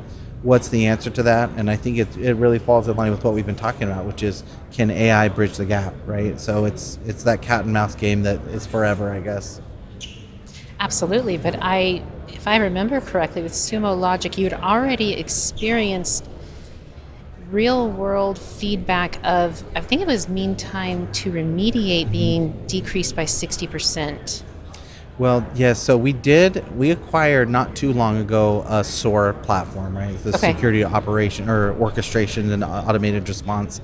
And as a company, we looked at that technology, which is, the playbooks that you're familiar with. How do you automate the task that an analyst has to do every time they're investigating?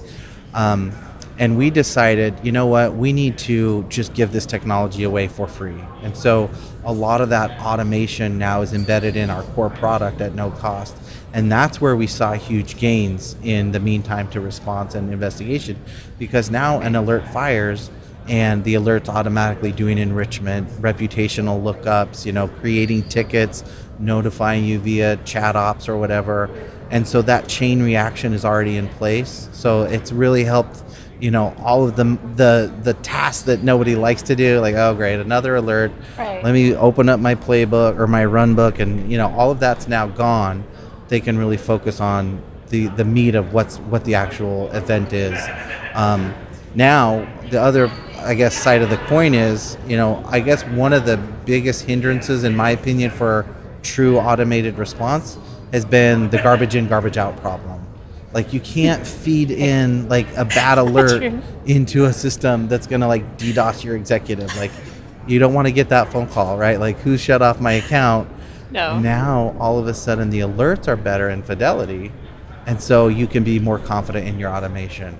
And I think that's the shit. Like, not a lot of people here at like RSA specifically are talking about automation because it's past its hype cycle. But what I think they're realizing is automation directly benefits from, AI, because the alerts are better. Sure. You can feed it into your automation more confidently. So that's going to be a huge shift, I think, too. Well, and even though I don't hold that AI is the be all and end all of every advancement that can go on, I do think it's incredibly fascinating that we happen to be in a niche where there is the actual data, like you're talking about, that can be used. Right. And it's so much more accessible. Plus, we have a lot of very talented practitioners and security teams that actually thrive on being able to understand how they can more quickly detect, remediate, and create solutions consistently for their teams.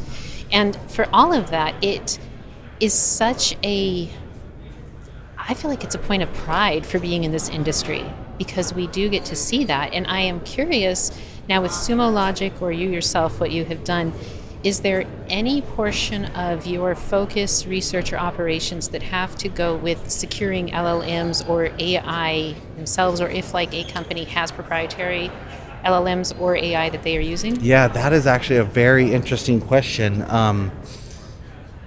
Security is always a little bit behind, right? So new technology comes out and then everybody's like, adopt it, and they're like, wait a minute, are we doing this securely? And so I think you're asking the right question. The answer is yes. Fortunately, because we're a cloud native security analytics platform, we have all the plumbing in place. So for example, Amazon Bedrock is one of the leading like ways to adopt large language models, because they host all of the popular platforms like Cloud and Anthropic Cloud or Open AI or DeepSeek or whatever flavor. And so because they're now... No, can I insert here real quick? So I hadn't actually thought this through until recently, but I understand like LLMs can't be patched. So you're talking about completely scrapping. Well, the thing is, in some ways, if you choose to go with Amazon Bedrock, they're hosting that for you. Right. And so that shared responsibility is nice, because you're not interfacing directly with DeepSeek, which I would say that there would be security concerns there, because you don't know what happens when you throw the data over the fence. But if it's hosted privately in the Amazon cloud, I think there's a little bit more assurances there. And then to your earlier question is, fortunately, AWS has a lot of telemetry around all of their services. So you can actually monitor, what are the VPC flow logs and the service calls and the API activity around Amazon Bedrock, for example. Right. And so now all of a sudden you can monitor your use of AI to make sure it's being done safely. Is it going rogue? The fears that sci-fi always like, do I really want an autonomous agent working on behalf of my company?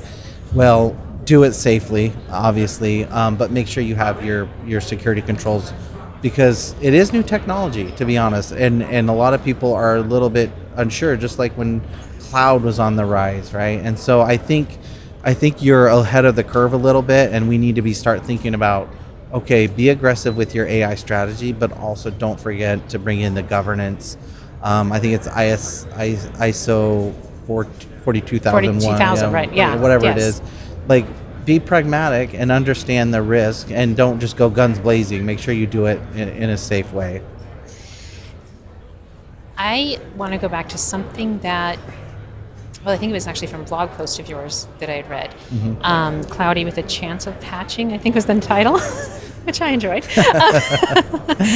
But talking about that move to cloud services, where really we saw cloud providers willingly take on a much larger share of responsibility for securing an organization's infrastructure and security operations in a way. So with Sumo Logic and the unified threat intelligence, what are benefits you can see for SOCs and for analysts that are doing things like working with Bedrock, and they can use the unified threat intelligence from Sumo Logic? What are the benefits to them? Yeah, so the challenge with security, as you know, because you've been in this industry for a long time too, but it's always like, how do we become a business enabler instead of a hindrance? And we need to attack security as a problem of, all right, we need to support the business. And the risk aspect of cyber, at the end of the day, it has a financial impact as well. And so when you look at risk, you have to do it through two lenses. Really, it's the cyber risk, which is kind of what we do every day. Like, are you monitoring? What's your security operations stack and tooling and all of that? But there's also the innovators risk, which is if you don't move fast enough, then the competitors will beat you. And at the end of the day, you're going to lose. And so how do you balance the innovators risk, moving too slow, being too cautious, with the cyber risk and not being cautious enough?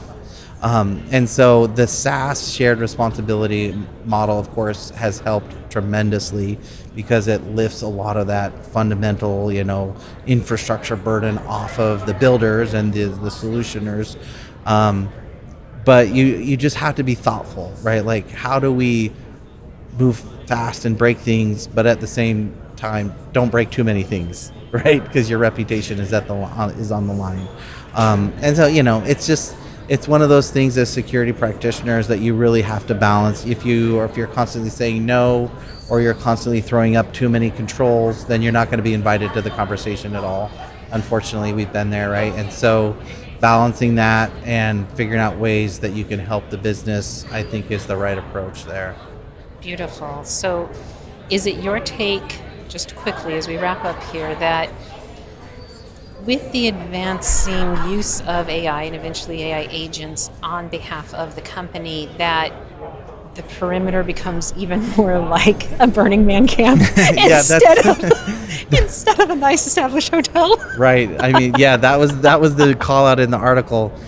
Gosh, like, what does the horizon hold? I don't know. I mean, it is the wild, wild west out there, and I was just talking with somebody down at our booth, and they're like, non-human identities or non-human entities have always been at risk, right? I've heard the number 10 to 1 is like there's 10 non-human accounts to every one real person. Right. And now all of a sudden we're introducing the autonomous agent that can actually be smart and do things and be goal-oriented. So are we ready for this? Like, that could be the Burning Man, like, and it's like, is that too sci-fi? Like, who knows? All of these autonomous agents going around working on your behalf is a good thing, but just be careful, right? Be careful on how Excellent. you do it. So, Well, thank you so much, Chaz. Yeah. And I definitely want to invite the audience to check into what Sumo Logic is providing and all of the thought and planning you are putting into making sure your customers are as secure as possible. right. Yeah. Well, thank you for your time. It's a great conversation. Excellent. To find out more about Sumo Logic, please visit securityweekly.com/Sumo Logic RSAC. For all RSAC 2025 coverage by Cyber Risk Alliance, please visit securityweekly.com/RSAC. Thanks again, Chaz Clawson, for this conversation.